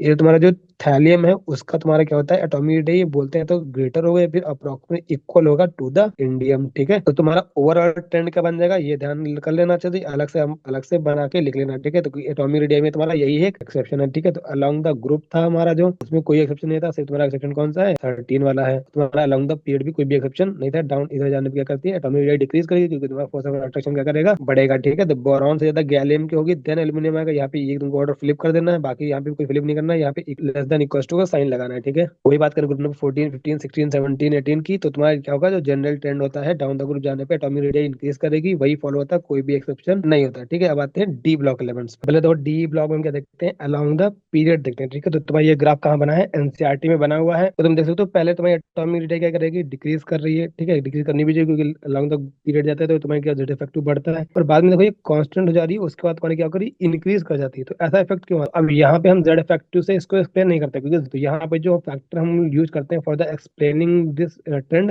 वो यूज करते हैं नंबर ऑफ वैलेंस इलेक्ट्रॉन, कितने इलेक्ट्रॉन इन्वॉल्व होंगे फॉर द मेटेलिक बॉन्डिंग, क्योंकि सारे मेटल होते हैं डी ब्लॉक वाले, इसलिए मेटेलिक बॉन्डिंग का हम यूज करेंगे। तो देखो कैसे, तो पहले लिखा है मैंने, initially it decreases till the group number 7, ठीक है। एमएन तक क्या करेगा, देखो एमएन तक डिक्रीज कर रहा है, ये एनसीईआरटी की लाइंस है, ये तुम्हारी एनसीईआरटी की लाइंस है, ध्यान करके लिख लेना इसको, ठीक है। और तुम्हारा एमएन से लेके तुम्हारा उसके बाद तुम्हारा आयरन, कोबाल्ट और निकल, इनमें क्या रहेगा, अप्रोक्स में क्या रहेगा, सेम रहेगा निकल तक का तुम्हारा जेड, तो फिर से तुम्हारा देखो इंक्रीमेंट देखने को मिलता है, ठीक है। अब हम समझते हैं आखिर ऐसा होता क्यों है। तो देखो तुमको मैंने अभी बताया कि मेटालिक बॉन्डिंग क्या होती है, मेटालिक बॉन्डिंग में जितने ज्यादा तुम्हारे आउटरमोस्ट इलेक्ट्रॉन होंगे यानी वैलेंस इलेक्ट्रॉन होंगे, उतना ही ज्यादा अच्छा मेटालिक बॉन्डिंग होगी। तो देखो जब यहाँ से यहाँ जाते हैं, तुम्हारा तुमको पता है पहले D1 होता है, देन D2 होता है, D3 होता है, ऐसे होता है, ठीक है। तो इसमें तुम्हारे D5 तक गए, तुम्हारे क्या हो गए, बाद में जाते हैं तुम्हारे 5 इलेक्ट्रॉन हो गया, ठीक है। जितने नंबर ऑफ इलेक्ट्रॉन ज्यादा होंगे, मेटालिक बॉन्डिंग उतनी क्या होगी, स्ट्रॉन्ग होगी। मेटालिक बॉन्डिंग स्ट्रॉन्ग होगी तो अगर बॉन्ड स्ट्रॉन्ग बना तो बॉन्ड क्या हो जाएगा, छोटा हो जाएगा। इन्होंने एटॉमिक रेडियस देखो डिक्रीज करी, बट उसके बाद तुम्हारा क्या होता है, पेयरिंग होना शुरू कर जाता है। अगर तुम्हारा पेयरिंग हो गया तो वो इलेक्ट्रॉन तुम्हारा क्या होगा, वैलेंस इलेक्ट्रॉन, मतलब वो तुम्हारा इन्वॉल्व नहीं होगा बॉन्डिंग में, ठीक है। उतना वो क्या रहेगा, जब ज्यादा अट्रैक्टेड रहेगा तो यहाँ तुम्हारी होने लगती है पेयरिंग। तो due to pairing of electron क्या होगा, ये तुम्हारी अवेलेबिलिटी ऑफ इलेक्ट्रॉन क्या करने की, घटने लगेगी। अब availability of electron, valence electron घटने लगेगी तो तुम्हारा मेटालिक बॉन्ड क्या होने लगा, वीक होने लगेगा। मेटालिक बॉन्ड यहाँ पे वीक होगा, इसके क्या होगा, तुम्हारा बॉन्ड क्या करने लगेगा, इंक्रीज करने लगेगा, ठीक है। इसलिए यहाँ पे यहाँ से यहाँ तक तुम्हारी क्या होती है, पेयरिंग ऑफ इलेक्ट्रॉन होती है, ठीक है। इसके साथ तुम्हारा यहाँ पे क्या देखने को मिलता है, अप्रोक्सीमेट सिमिलर रेडियस होती है, ज्यादा डिक्रीज नहीं आता है, अप्रोक्सीमेट क्या होती है, सिमिलर होती है। वही तुम अगर उसके बाद देखोगे कॉपर जिंक में फिर बढ़ जाती है, तो ऐसा क्यों होता है, तो कॉपर का कॉन्फिगरेशन तुमको पता है क्या होता है, 4s1 ठीक है। तो यहाँ पे अगर ध्यान से देखो तुम्हारा ये क्या है, कॉन्फ़िगरेशन तुम्हारा स्टेबल कॉन्फ़िगरेशन है। तो यहाँ पे कितना है, एक इलेक्ट्रॉन है बॉन्डिंग के लिए। और तुम्हारा जिंक देखोगे तो 4s2 या तो सारा का सारा क्या है, स्टेबल है, अभी कंप्लीटली फिल्ड है तो स्टेबल होगा, मेटेलिक बॉन्डिंग में इन्वॉल्व नहीं होगा। मेटेलिक बॉन्डिंग नहीं बनाएगा तो क्या होगा, तुम्हारा बॉन्ड वीक बनेगा। अब बॉन्ड अगर वीक बनेगा तो ये तुम्हारा इलेक्ट्रॉन क्या होगा, लेस अवेलेबल होगा for the bonding, metallic bonding. तो तुम्हारा बॉन्ड वीक बनेगा तो तुम्हारा बॉन्ड क्या होगा, लंबा हो जाएगा, इसलिए तो तुम्हारी रेडियस क्या कर जाएगी, इंक्रीज कर जाएगी। तो नंबर ऑफ इलेक्ट्रॉन से देखते हैं, तो पहले यहाँ नंबर ऑफ इलेक्ट्रॉन बढ़ते हैं इसलिए एटॉमिक रेडियस घटती है क्योंकि मेटालिक बॉन्डिंग हो रही होती है। फिर तुम्हारा पेयरिंग होना शुरू हो जाती है इसलिए तुम्हारे इनके सिमिलर हो जाते हैं। फिर तुम्हारे उसके बाद फिर से तुम्हारी अवेलेबिलिटी ऑफ द इलेक्ट्रॉन कम हो जाती है, इसलिए फिर से तुम्हारा क्या देखने को मिलता है, इंक्रीज देखने को मिलता है इन द एटॉमिक रेडियस। और देखो एक बहुत इंपॉर्टेंट चीज अभी हम आगे बताऊंगा, तो तुम्हारे ग्राफ में ऐसे बना हुआ है, बट तुम्हारे एनसीईआरटी का डाटा देखोगे ना तो तुम देखोगे कि जो एमएन की रेडियस है वो अप्रोक्स में जिंक के इक्वल होती है 137, ठीक है। ये चीज मतलब ग्राफ तुम्हारा एक्चुअल में कैसे होना चाहिए था, ऐसे होना चाहिए, ऐसे जाना चाहिए, बट यहाँ पे तुम्हारा ऐसे बनाया है। जिस तरह से क्वेश्चन पूछेगा उसके अकॉर्डिंग तुमको आंसर करना होगा क्योंकि दोनों चीज तुम्हारे एनसीईआरटी में दी है, ठीक है। इसका मैंने अलग से भी वीडियो बनाया था कि वॉच और लूजर मास करके मैंने एक वीडियो बनाया था इस पे, ठीक है। तो तुम्हारा अभी आगे डाटा दिखाऊंगा तुमको, ठीक है। तो अब तुमको समझ में आ गया होगा कि आखिर ये ट्रेंड वैसा होता क्यों है, ठीक है। तो अब तुमको ये भी याद हो गया होगा कि कैसे एटॉमिक रेडियस में वेरी करते हो। तो मैंने जो भी तुमको सब समझाया वैसे भी लिखा हुआ है, देखो क्या लिखा हुआ है, this trend can be understood by the number of unpaired electron initially till the mn number of electron increases, this means more number of electron will be free, hence strong will be the metallic bond, इसलिए तुम्हारा क्या होगा, shorter will be the radius, but after the mn pairing of electron started, this means less number of free electron for the metallic bonding, hence the atomic radius approx same, ठीक है। Similarly number of free electron decrease from the निकल to zinc, ठीक है। तुम्हारी निकल में तुम्हारा क्या होता है 4s2 3d8 है, यहाँ पे तुम्हारे कितने हैं 2 अनपेड इलेक्ट्रॉन है, यहाँ पे तुम्हारा क्या है सिर्फ 1 अनपेड इलेक्ट्रॉन है, यहाँ पे तुम्हारा कोई भी अनपेड इलेक्ट्रॉन नहीं है। तो यहाँ से तुम देख रहे हो कि मेटालिक बॉन्डिंग के लिए इलेक्ट्रॉन की अवेलेबिलिटी कम हो रही है। अभी मेटालिक बॉन्डिंग वीक बनेगा तो क्या बनेगा, बॉन्ड तुम्हारी क्या करेगी बढ़ जाएगी, ठीक है। फिर तुम्हारा यहाँ पे क्या जाएगा, फिर से क्या कर जाती है एटॉमिक रेडियस क्या कर जाती है बढ़ जाती है, ठीक है। But due to the decrease in the number of electron metallic bond strength decreases, hence the radius increases, ठीक है। पहले डिक्रीज करेगी फिर कांस्टेंट रहेगी फिर इंक्रीज करेगी। तो अगर ओवरऑल ट्रेंड लिखे देन तुम्हारा क्या होगा, यहाँ तो देखो डिक्रीज करी, फिर यहाँ पे तुम्हारा आयरन कोबाल्ट निकल के पास में सिमिलर रही, फिर तुम्हारा यहाँ से फिर से इंक्रीज रही, तुम्हारा क्या हो जाएगा ओवरऑल ट्रेंड हो जाएगा, ठीक है। तो देखो ये तुम्हारा है डाटा है एनसीईआरटी का डाटा, जो तुम्हारी टेबल बनी है तुम्हारा स्कैंडियम है स्कैन ईवी। तो देखो मैं आज भी ट्रिक यूज करता हूँ, ठीक है। Manganese iron cobalt nickel copper zinc, ठीक है। तो तुम देखो पहले हम देखते हैं मेटेलिक आयनिक रेडियस एम वाला देखते हैं पहले, ठीक है। जब तुम्हारा M2+ वो 3+ बाद में देखेंगे, ठीक है। तो ध्यान से देखो तुम्हारा ये पहले तुम्हारा एटॉमिक रेडियस डिक्रीज किया, यहाँ पे तुम्हारा फिर से क्या हुआ डिक्रीज किया, ठीक है। फिर तुम्हारा क्या किया क्रोमियम से Mn क्या कर गया इंक्रीज कर गया, ठीक है। क्रोमियम से Mn देखो क्या कर गया इंक्रीज कर गया। तो ऐसा क्यों हुआ, क्योंकि तुम्हारा Mn में क्या होता है हाफ फील्ड कॉन्फ़िगरेशन होती है 4s2 3d5, ठीक है। यहाँ पे तुम्हारा क्रोमियम में क्या होती है 4s1, ठीक है। एक तो अनपेड इलेक्ट्रॉन होता है फॉर द बॉन्डिंग, अभी कोई भी इलेक्ट्रॉन नहीं होता है जो तुम्हारा मेटालिक बॉन्डिंग अच्छे से बना सके, ठीक है। तुम्हारा लेस अवेलेबिलिटी आती है, फिर तुम्हारा क्या कर जाएगा लेस अवेलेबिलिटी, यानी बॉन्ड अच्छे से बनी बनेगा, बॉन्ड वीक मतलब एटॉमिक रेडियस कर जाती है बढ़ जाती है। उसके बाद फिर से तुम्हारी डिक्रीज देखने को मिलेगा, ठीक है। फिर देखो तुम्हारा 126 120 यहाँ पे देखो एग्जैक्ट सेम है कोबाल्ट और निकल का, यहाँ पे तुम्हारा पहले हल्का डिक्रीज है 1 का डिक्रीज है। ये बात ध्यान रखना कि कोबाल्ट कोबाल्ट और निकल का एग्जैक्ट इक्वल डाटा होता है, कोबाल्ट और निकल का इक्वल होता है, ठीक है। मतलब फिर से यहाँ पे इंक्रीज देखने को मिलेगा। फिर देखो 137 हो गया। अब एक और चीज ऑब्जर्व करो, तुम्हारा 137 देखो जिंक का है, 137 तुम्हारा Mn का भी। ये बात भी ध्यान रखना कि जिंक वाला डाटा इक्वल टू Mn के इक्वल होता है, ठीक है। यहाँ पे Mn का क्या जाता है इंक्रीज आता है। तुम्हारा एक्चुअल में ग्राफ क्या होना चाहिए, पहले ऐसे डिक्रीज करेगा, ठीक है, डिक्रीज करेगा क्रोमियम तक, फिर तुम्हारा इंक्रीज आएगा कैसे हम पाएगा एक Mn का होगा, फिर तुम्हारा क्या करेगा आपका सिमिलर रहेगा, ठीक है। फिर तुम्हारा क्या करेगा इंक्रीज करेगा। तो यहाँ पे तो इसके इक्वल होना चाहिए, जिंक यहाँ पे आएगा, फिर यहाँ पे मान लो कॉपर है, तुम्हारा निकल है, ठीक है। ये तुम्हारा कोबाल्ट है, इनका अप्रॉक्स में इक्वल होगा, तुम्हारा Fe का थोड़ा इससे क्या होगा ज्यादा होगा, ठीक है। तो ये तुम्हारा ओवरऑल ग्राफ है डी ब्लॉक का अलोंग द पीरियड। एनसीईआरटी का ही डाटा है इसलिए बहुत ही क्या है इंपॉर्टेंट है। तो अगर तुम्हारा क्वेश्चन ऐसा आ जाए तुम्हारा Mn और क्रोमियम पे किसकी ज्यादा होगी, तो तुम हमेशा क्या करोगे Mn की ज्यादा होगी, कभी भी क्रोमियम की एटॉमिक रेडियस ज्यादा मत कर देना, ठीक है। वही देखोगे तो हमारा ये इसके अप्रॉक्सीमेट इक्वल है, इसके जस्ट पास वाला कौन होगा कॉपर।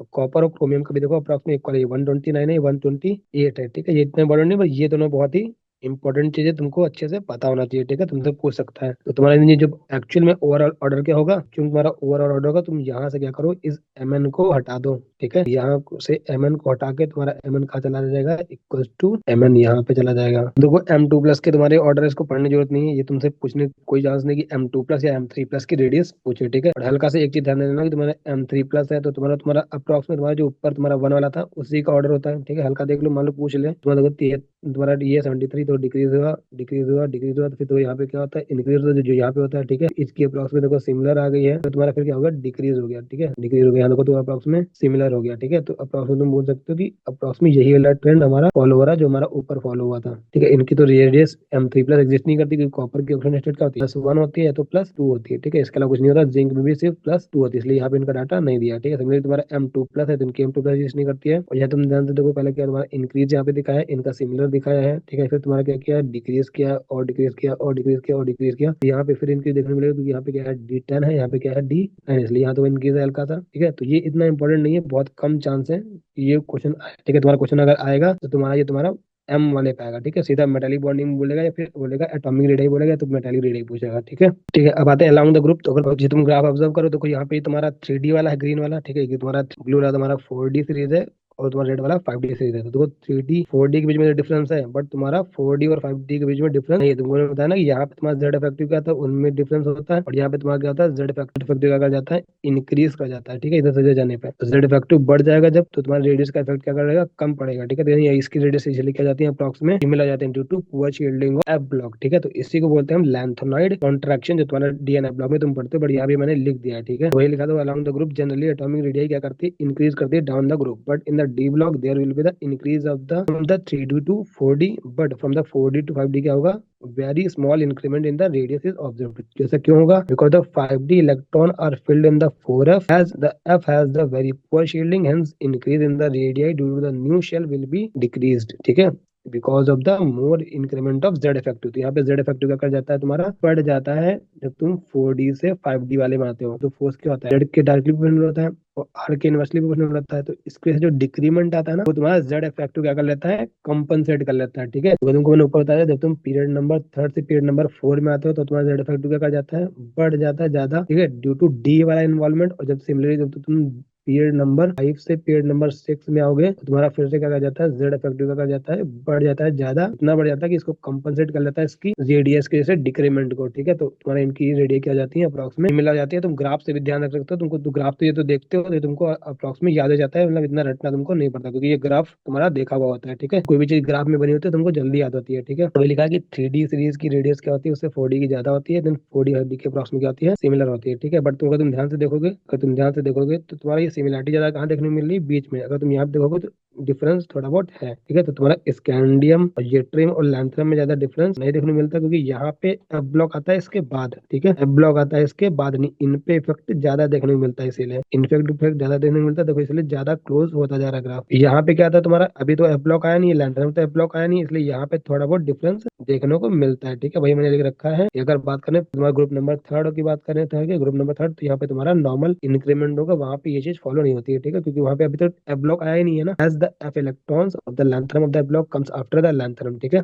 तो बताओ व्हाट इज लैंथरोइड कॉन्ट्रैक्शन। तो डेफिनेशन लिखिए, due to the poor shielding of the F block element radius of the 4D series equal to the 5D series. ठीक है, सिमिलर हो जाती है, इसी को बोलते हैं क्या हम, लैंथेनॉइड कॉन्ट्रैक्शन। ठीक है, बाकी डिटेल में पढ़ोगे डी एंड एफ ब्लॉक में। अब आते हैं एफ ब्लॉक का, तो तुमको मैंने पहले बता दिया था कि लैंथेनॉइड सीरीज में एक एक्सेप्शन होता है और तुम्हारा एक्टिनॉइड सीरीज में क्या होता है, कोई भी एक्सेप्शन नहीं होता है। ठीक है, तो इसमें भी तुम्हारा कौन दिक्कत करेगा, जो तुम्हारा क्या होगा, हाफ फील्ड वाला होगा। जो भी तुम्हारा क्या होगा, हाफ फील्ड होगा, वो भी क्या हमारी क्या मेटेलिक बॉन्डिंग नहीं करेगा, इसलिए तुम्हें उसकी रेडियस क्या कर जाएगी, बढ़ जाएगी। तो यहाँ पे क्या होता है, EU होता है, उसकी कॉन्फिगरेशन होती है 6s2 5d0 4f1। ठीक है, तो ये भी तुम्हारा क्या होता है, मेटेलिक बॉन्डिंग में इन्वॉल्व नहीं होता है, क्योंकि तुम्हारी हाफ फील्ड कॉन्फिगरेशन होती है, तो तुम्हारा बॉन्ड वीक बनेगा, बॉन्ड वीक बनेगा तो बॉन्ड क्या बड़ा बनेगा, इसलिए तुम्हारा EU की रेडियस होती है वो सबसे बड़ी होती है। ठीक है, और ये एनसीईआरटी का ऐसा नहीं, मैं अपने आप से पढ़ा रहा हूँ, ये डीएनए ब्लॉक में एनसीईआरटी में पढ़ते हो तुम। ठीक है, मैंने क्या किया ना, सारे ऐसा P block, D block, F block सबका मैंने उठा के इसी चैप्टर में पढ़ा दिया ताकि तुमको अलग अलग ना पढ़ना पड़े, ताकि तुमको याद रहे। ठीक है, तो EU का रेडियस ध्यान रखना कि सबसे ज्यादा होता है। ये दिन तुम्हारा यहाँ तुम्हारा सीरियम से लेके सेमेरियम तो SM तक तुम्हारा क्या करेगा, डिक्रीज करता है, फिर तुम्हारा इंक्रीज जाएगा, इसका फिर से क्या करेगा, डिक्रीज करेगा। ये तुम्हारा ट्रेंड है, तुम्हारा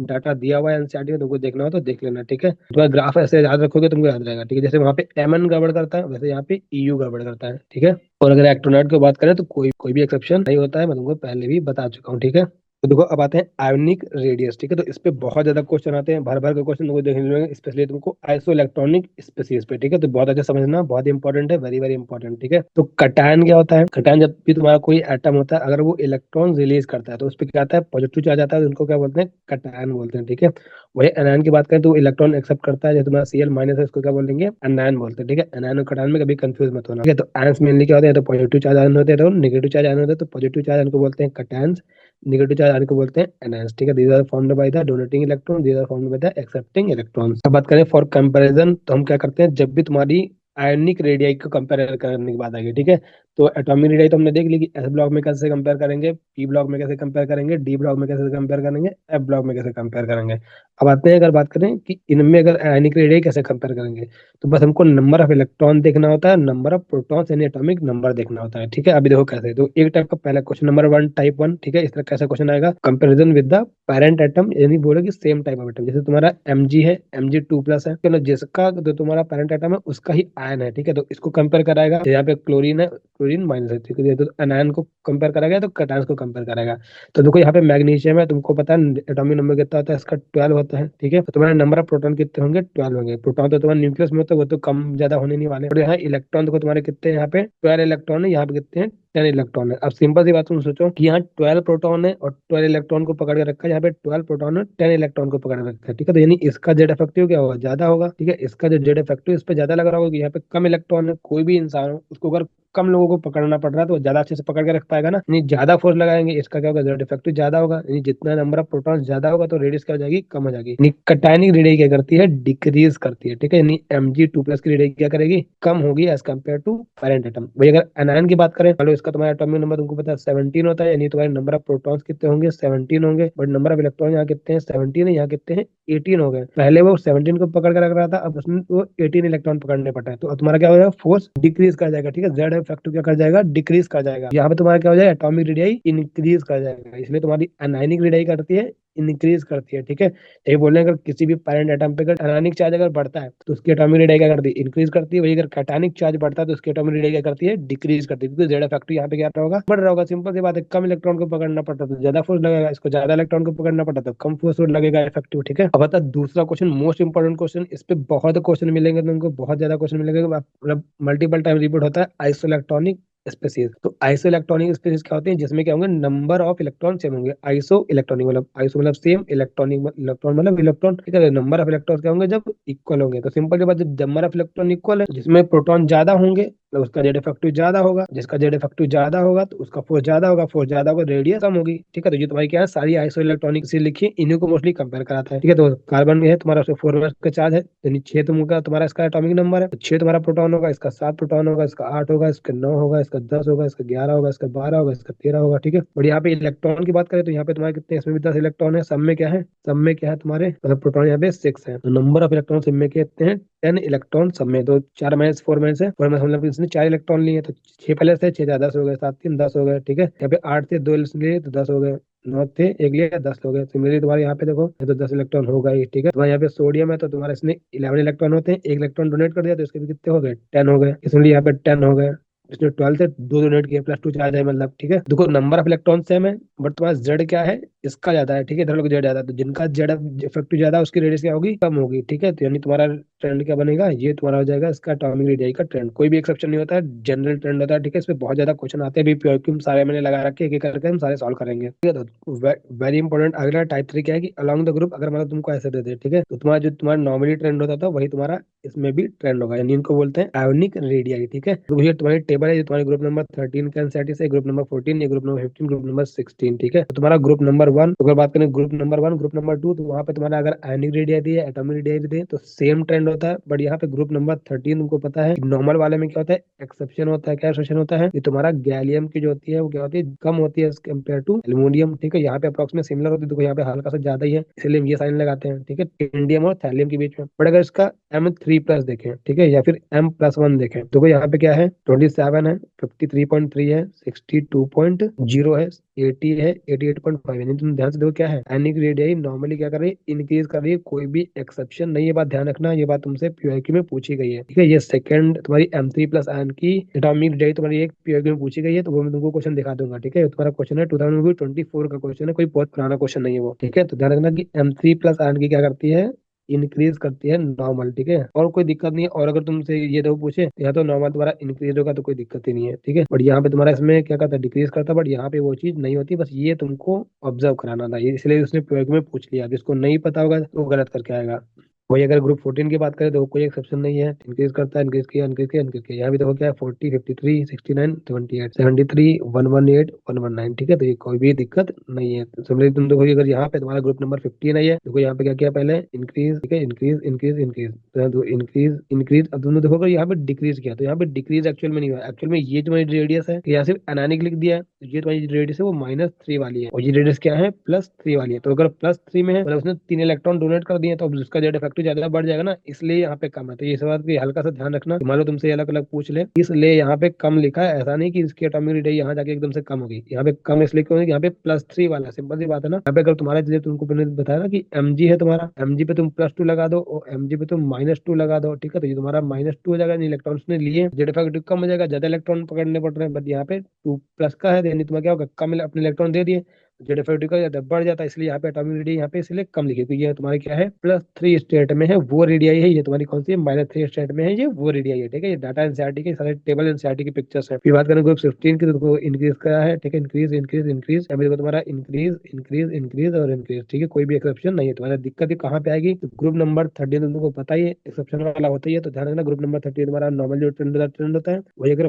+2 वाली अगर एटॉमिक रेडियस वो कंपेयर करा तो ध्यान रखना कोई भी एक्सेप्शन नहीं होता, नॉर्मल जो ट्रेंड होता है वही ट्रेंड फॉलो होगा, कोई भी एक्सेप्शन नहीं होता। ठीक है, एक्सेप्शन कब होगा, जब नॉर्मल एटॉमिक रेडियाई तुमसे कंपेयर कराएगा। ठीक है, तो मैंने वही लिख रखा है कि note the order of the ionic radii. ठीक है, आयोनिक रेडियाई मतलब उनकी +1 +2 +3 जो भी तुमसे कंपेयर कराए वो सेम होगा, जैसा कि तुम्हारा एटॉमिक रेडियाई का ट्रेंड होगा वही ट्रेंड फॉलो होगा। बोलोगे जिससे कोवलेंट रेडियाई का ट्रेंड होगा, मेटल रेडियाई का ट्रेंड होगा, एक्सेप्ट ग्रुप नंबर 13। तो 13 में क्या आएगी, फिर से वही दिक्कत आएगी, तुम्हारा नॉर्मल ट्रेंड होगा, कोई भी एक्सेप्शन नहीं होगा, क्योंकि वह नॉर्मल में क्या होता है, एक्सेप्शन होता है, और यहाँ पे कोई भी एक्सेप्शन नहीं होगा, normal increase of the atomic radii होगा। ये बात अच्छे से ध्यान रखना। अब आते हैं यहाँ पे, ये बहुत इंपॉर्टेंट है, एनिरेडे का तुम्हारा यहाँ पे तो ध्यान से देखोगे, तुमको दिया देखो लिथियम है, लिथियम है, यहाँ पे मैग्नीशियम है। डाउन द ग्रुप जाने में क्या होगा, एटॉमिक रेडियस बढ़ेगी, बढ़ गया, और यहाँ पे इधर क्या करेगी, डिक्रीज करेगी। अब कंफ्यूजन आता है कि क्या इससे डिक्रीज इतना कर जाएगी कि इससे इक्वल पहुंच जाए, इससे कम हो जाए, ये तो ऐसा नहीं होता। इसकी लिथियम से मैग्नीशियम की रेडियस क्या होती है, ज्यादा होती है। बट अगर बात करें लिथियम प्लस की, ठीक है,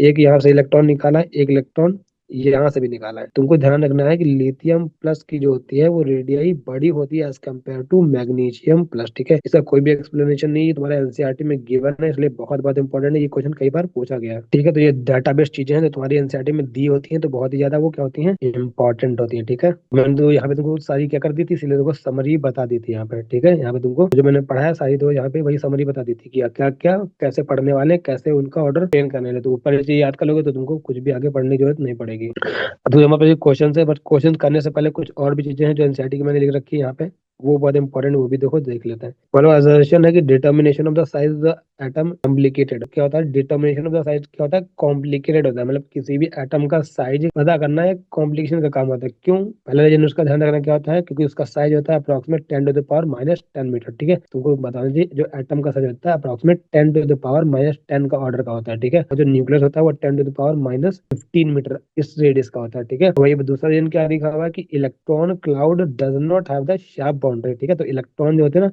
ऐसा नहीं एकदम शार्प बाउंड्री होती है कि एकदम जहाँ पे है हम एकदम मेजर कर सकते हैं, तो वो हल्का हल्का वाइब्रेट करते रहते हैं कितना भी हो। ठीक है, तो इसलिए तुम्हारा क्या होता है, determination of the size of the atom क्या होता है, कॉम्प्लिकेटेड होता है। ये एनसीईआरटी की लाइन से बहुत बड़ा इंपॉर्टेंट है। ठीक है, ये तुमको एजर्सन रीजन या कैसे ही पूछ सकता है, तुमको पहला स्टेट मतलब तुम्हारा संजय दे दिया और रीजन इसमें से कुछ एक दे दिया या दोनों दे दिया, तो तुमने अगर पढ़ा नहीं होगा तो तुम आंसर नहीं कर पाओगे। ठीक है, तो मैंने सारे इंपॉर्टेंट पॉइंट जहाँ जहाँ से एनर्सन रीजन बना सकता है वो या कुछ भी पूछ सकता है, मैंने सारे नोट कर दिए। ठीक है, और तुमको यहाँ पे लिखा है कि measured by the X ray and the other spectroscopy way. ठीक है, जो एटॉमिक रेडियाई होती है एक्सरे और या तो फिर अदर इलेक्ट्रोस्कोपिक वे से क्या करती है, मेजर करते हैं। ठीक है, ठीक है, तो noble gases should be compared with the van der Waals radii of the other, not with the coherent radii. ये बात एनसीईआरटी में साफ साफ लिखी, जो मैंने तुमको पहले ही समझा दी है। ठीक है, कहते हैं ionic radii measures in the ionic crystal. ठीक है, तो जो आयनिक रेडियाई होती है उसको मेजर कैसे करते हैं, आयनिक क्रिस्टल में। ठीक है, तो तुम्हारा जब सॉलिड स्टेट पढ़ते हो वहां पे तुमको पढ़ते हो कैसे तुम्हारे जो तुम्हारे सॉलिड होते हैं एफसीसी बीसीसी सब में स्ट्रक्चर तुम्हारे उनका होता है। ठीक है, उसका यूज करके हम उसकी आयनिक रेडियाई मेजर करते हैं। देखो यहाँ पे दो एजर्सन लिखे हैं जो बहुत इंपॉर्टेंट है। एजर्सन क्या है, size of an anion larger than the parent atom. तो भी तुमको बता ही चुका हूँ कि एनायन का साइज क्या होता है, पेरेंट एटम से ज्यादा होता है, क्योंकि तुम्हारे इलेक्ट्रॉन्स बढ़ जाते हैं तो जेड फैक्टर तुम्हारा का उतना ही है, इलेक्ट्रॉन बढ़ गया तो तुम्हारा क्या एटॉमिक रेडियाई बढ़ जाएगी, तो size of anion larger than the parent atom. सही बात है। तो रीजन क्या लिखा है, addition of the one more electron causes the repulsion and decrease the effective nuclear charge। ठीक है, यानी क्या है, ये करेक्ट रीजन है। ठीक है, इसका एक्सप्लेनेशन ये है। ठीक है, तो वही तुमको बताया कि तुम्हारा क्या होता है, इलेक्ट्रॉन बढ़ने से क्या होगा, रिपल्शन बढ़ेगा, तो तुम्हारा इसलिए क्या होगा, जेड इफेक्टिव क्या हो जाता है, डिक्रीज कर जाता है, इसलिए एटॉमिक रेडियाई कर जाती है, बढ़ जाती है। ठीक है भाई, अगर बात करें, अगर ऐसा बोल सकता था कि तुम्हारी cationic radii lesser than the parent atom because the less electron will have the less repulsion, hence the effective nuclear charge increases. ठीक है, और दूसरा क्वेश्चन ऐसे पूछ सकता है कि anion with the greater negative charge will have larger radius. ठीक है, बात वही है कि एनायन है उस पर चार्ज जितना ज्यादा नेगेटिव होगा, ठीक है, मतलब उतना ज्यादा इलेक्ट्रॉन उसने एक्सेप्ट किए हैं तो उतना ही ज्यादा उसका रेडियस होगा। तो ऐसे बोल सकते हैं या फिर ऐसे बोल सकते हैं। दोनों स्टेटमेंट तुम्हारे यहाँ पे जो assertion है, तुम्हारा यहाँ पे जो नीचे assertion है, दोनों स्टेटमेंट का मतलब वही, बस को लैंग्वेज मैंने चेंज कर दी है। ठीक है, इस तरह से एनसीईआरटी में दिया हुआ, तो ऐसे सेंटेंस में यूज करता है। Anion with the greater negative charge will have the larger radius. ये बोल सकते हैं कि cation with the greater charge have the smaller radius। ठीक है, तो रीजन क्या होगा, net repulsion the electron will overweight the nuclear charge. ठीक है, तो अब तो यहाँ पे ओवरवेट वाली टाइप की लैंग्वेज एनसीईआरटी में बार बार लिखी हुई है, इसलिए क्या करते हैं, पेयर वाला यूज कर लेते हैं। अब जिसने पढ़ा नहीं होगा उसको लगेगा ये क्या यूज कर लिया। ठीक है, तो इसको ऐसे बोल सकते हैं कि जो तुम्हारा रिपल्शन ऑफ द इलेक्ट्रॉन होगा वो ओवरवेट कर लेगा न्यूक्लियर चार्ज को। ठीक है, मतलब क्या, इलेक्ट्रॉन की जो रिपल्शन होगा वो न्यूक्लियर चार्ज को क्या कर देगा, डिक्रीज कर देगा। ठीक है, अब हम आते हैं इसके पीवाईक्यूज पे। तो पहला क्वेश्चन क्या है, metallic radius of Na is this. And anionic radius is lesser, that is 1.86। ठीक है, तो बोला मटेरियल रेडियस अगर ये है 1.86 तो एनायनिक रेडियस होगी जो Na प्लस की वो इससे कम होगी। बिल्कुल सही बात है, क्योंकि जेड इफेक्टिव बढ़ जाएगा क्योंकि इलेक्ट्रॉन बढ़ जाएंगे। ठीक है, यानी ट्रू स्टेटमेंट है। ठीक है भैया, अगर बात करें ions are always smaller in size than the corresponding element, तो गलत बात है। आयंस हमेशा थोड़े स्मॉलर होते हैं। अगर मान लो वो अनायन हुआ तब तुम्हारा बढ़ जाता है साइज। ठीक है, हो जाएगा फॉल्स हो जाएगा। यानी तुम्हारा पहला स्टेटमेंट क्या है, ट्रू है। ठीक है, statement 1 is correct, statement 2 is. अब देखो अगला क्वेश्चन है increasing order of the atomic radius of the following element. दो कार्बन है, ऑक्सीजन है, फ्लोरीन है, क्लोरीन है, ब्रोमीन। तुमको तो पहले लिख लेना था, तुम्हारा कार्बन यहाँ पे होता है, देन तुम्हारा ऑक्सीजन होता है, देन तुम्हारा फ्लोरीन होता है, यहाँ क्लोरीन होता है, यहाँ पे ब्रोमीन होता है। ठीक है, तो यानी इनका तो तुमको पता है ये ऑर्डर होगा, कोई एक्सेप्शन नहीं होता है। और इनका भी तुमको पता है कि ये ऑर्डर होगा। ठीक है, यानी 1 का ग्रेटर होगा देन द 2 और 2 का ग्रेटर होगा देन द 3। ठीक है, पहले जो पता हो पहले वो लिख लेते हैं। ऐसा भी होता है, कभी भी क्वेश्चन होता है कुछ चीज हमको नहीं पता होती, तो जो पता है वो पहले लो। तुमको ये भी कंफर्म से पता है और तुमको ये भी पता है कि तुम्हारा fifth will be greater than, ठीक है, और fourth will be greater than third. अब देखो ऑप्शन देखो जरा, तो पहले देखो फर्स्ट ग्रेटर देन सेकंड, यहाँ देखो तुम्हारा फिफ्थ वाला है, इससे कम है कोई दिक्कत नहीं, अभी इसको रोक देते हैं। देखो कौन कौन सी गलत है, पहले जो गलत है उनको हटा दो। तुम्हारा फर्स्ट ग्रेटर देन सेकंड से कम है, ठीक है, ये चीज फॉलो हो रही है, तुम्हारा यही था। ठीक है, फिर तुम्हारा यहाँ पे क्या है, फर्स्ट सेकंड थर्ड यहाँ पे फॉलो हो रही है। ठीक है, यहाँ पे तुम्हारा क्या है, third greater than second, second greater than one, ये डी तो तुम्हारा गलत हो गया। ठीक है, अब आते हैं इनमें।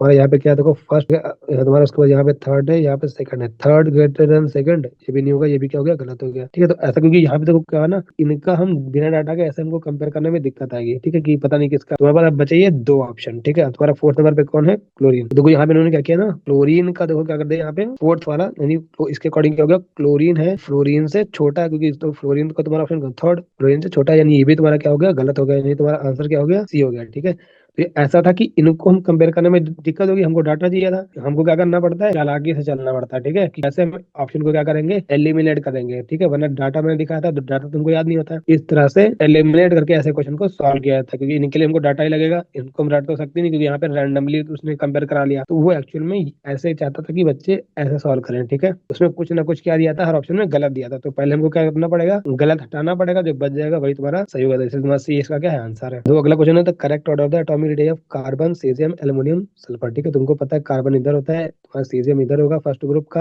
एल्युमिनियम तुम्हारा इधर होगा। ठीक है, तुम्हारा सल्फर तुम्हारा यहाँ पे होगा, तो दो सीजियम सबसे नीचे होता है और ये तुम्हारा 7th पीरियड का होता है। ठीक है, जब तो सबसे बड़ा ही होगा। ठीक है, नीचे तो ये आंसर होगा, तो ये आंसर होगा। सबसे छोटा कौन होगा, ये तुम्हारा ये वाला कार्बन वाला। ठीक है, तो तुम्हारा आंसर क्या हो जाएगा इसका, ये आंसर हो जाएगा। ठीक है, और वैसे ही कंपेयर कर सकते हो, तो कार्बन है, अब इन दोनों में कंपेयर करोगे तुम्हारा क्या होगा, एल्युमिनियम तुम्हारा बड़ा आएगा एज कम्पेयर टू सल्फर। जो अगला क्वेश्चन है, the order of increasing size of atomic radius among the following, oxygen, sulphur, selenium, arsenic. तो पहले लिख लो कौन कहाँ पे होता है, तो वो होता है ऑक्सीजन, सल्फर। ठीक है, ओल्ड स्टाइल के से ये सारे क्या है, सेम ग्रुप के हैं। आर्सेनिक कहाँ होता है, नेपाल, पाकिस्तान, अफगानिस्तान। आर्सेनिक कहाँ होता है, यहाँ होता है। ठीक है, यानी इसमें अगर कंपेयर करें तो ऑक्सीजन की रेडियस क्या होगी, छोटी होगी as compare to sulphur, sulphur की बड़ी होगी एज कम्पेयर टू सेलेनियम। ठीक है, और इधर तुम कंपेयर करोगे आर्सेनिक की बड़ी होगी, नहीं तुम्हारा ऑर्डर आ जाएगा, ये ऑर्डर आ जाएगा। दो किस्में है ये तुम्हारी, क्या आर्सेनिक, सेलेनियम, सल्फर, ऑक्सीजन, तुम्हारा डी क्या इसका आंसर होता है। तो सिंपल क्वेश्चन हो गया। ठीक है, यहाँ पे हमको कोई भी दिक्कत नहीं हुई। फिर तुम्हारा अगला क्वेश्चन है, the correct increasing order of the ionic radius. तो ध्यान दे, देखो तुम्हारा Cl माइनस है, Ca2 प्लस है, पोटेशियम प्लस है,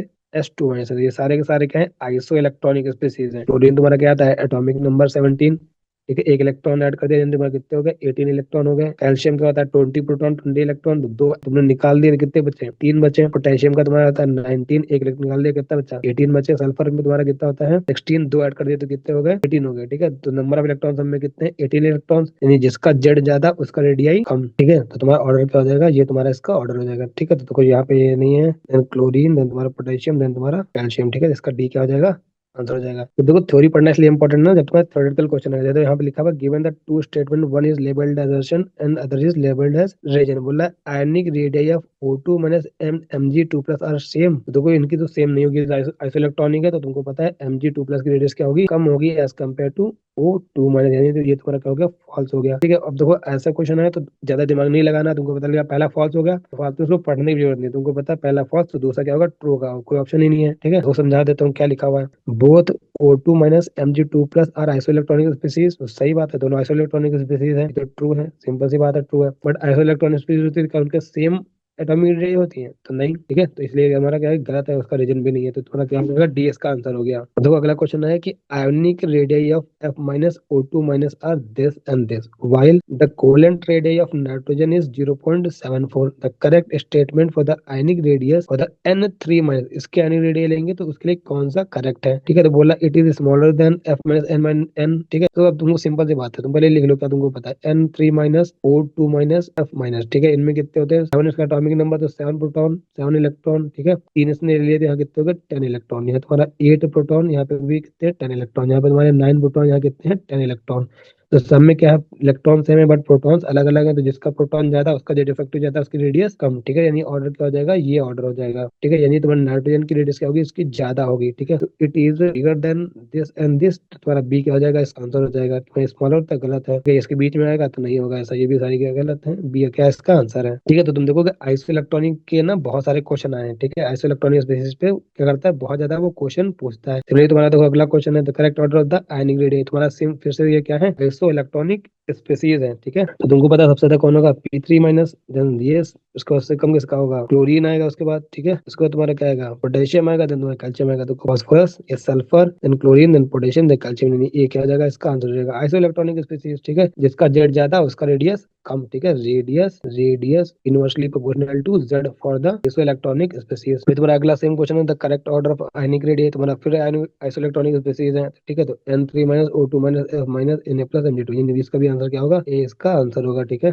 ऐसे तुम्हारा सिमिलरली क्वेश्चन जो उन्होंने पीडीएफ अपलोड कर रखी है टेलीग्राम पे, 78 62 97 89 80, ये सारे क्वेश्चन इसी टाइप के हैं, इसलिए फालतू में मैंने हर बार बार ऐड नहीं किया, तब भी मैंने 3 4 क्वेश्चन करा दिए सेम टाइप के, ठीक है, आइसो इलेक्ट्रॉनिक स्पेसिस भी कहते हैं, बहुत ज्यादा क्वेश्चन वो पूछता है, ठीक है, और ये भी ये मैं सोचना कि ऊपर जो मैंने बताया तुमको ट्रेंड बताया एटॉमिक रेडियस का in the D block F block B block, वो तुमसे पूछेगा नहीं, वो तुम्हारे क्वेश्चन किस में दिए होंगे, D and F block chapter में, बट मैंने तुमको सारे एक पास करा दिए ताकि तुमको याद रहे, ठीक है, तो वो चैप्टर जब करेंगे तो हो सकता है उसके क्वेश्चन हमें मिलेंगे, ठीक है, ऐसा नहीं उसके क्वेश्चन है नहीं, ठीक है, तो यहाँ पे तुम्हारा पीरियोडिक टेबल है, तो इसलिए तुम्हारे जितने एनसीईआरटी में उसके अकॉर्डिंग यहाँ पे पीरियड के लगे हुए हैं, तो उसके भी क्वेश्चन तुमको मिलेंगे एटॉमिक रेडियस के ट्रेंड के। देखो कहा है ionic radius of N3 minus O2 minus and F minus respectively, तो यहाँ पे डाटा दे दिया है, तो देखो सेम चीज बार बार पूछ रहा है घुमा घुमा के, ठीक है, अब यहाँ पे तुमको कंपेयर करा के डाटा दे दिया कि ये तुम्हारी रेडियस है, तो तुमको पता है N3 माइनस क्या होगा, सबसे ज्यादा होगा, then O2 minus, then F minus, तो डाटा देख लो कौन सा है, देखो 1.71 1.40 1.36, यानी ए ही क्या होगा, इसका आंसर होगा। दो क्वेश्चन है, which of the following has the largest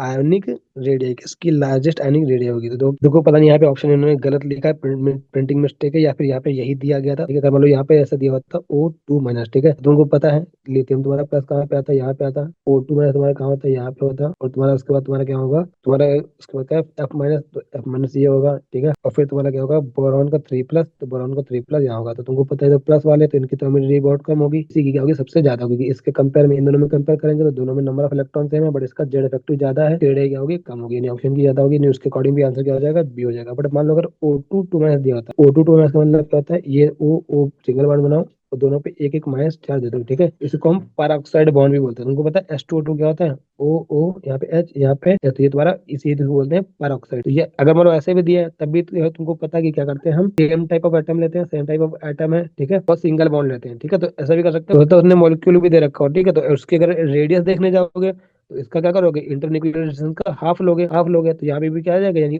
O minus की रेडियस आएगी, ठीक है, तब भी तुम्हारा क्या होगा ना आंसर, तब भी तुम्हारा यही रहने वाला है, ठीक है, तो इस लेक्चर में इतना ही, तो एटॉमिक रेडियस हमने कर ली है, ठीक है, इसमें थोड़ा टाइम लगा है, बट आगे हम करने वाले हैं आयोनेशन एंथैल्पी और इलेक्ट्रॉन गेन एंथैल्पी एक ही लेक्चर में, और फिर लास्ट लेक्चर में हम करेंगे एक पार्ट हमारा और रहेगा, तो हमारे टोटल 4 पार्ट इसके बनने वाले हैं। तो वीडियो कैसी लगी कमेंट में जो बताना, वीडियो को लाइक करो, शेयर करो, चैनल को सब्सक्राइब करो, ठीक है, good bye, take care, best of luck for your exam.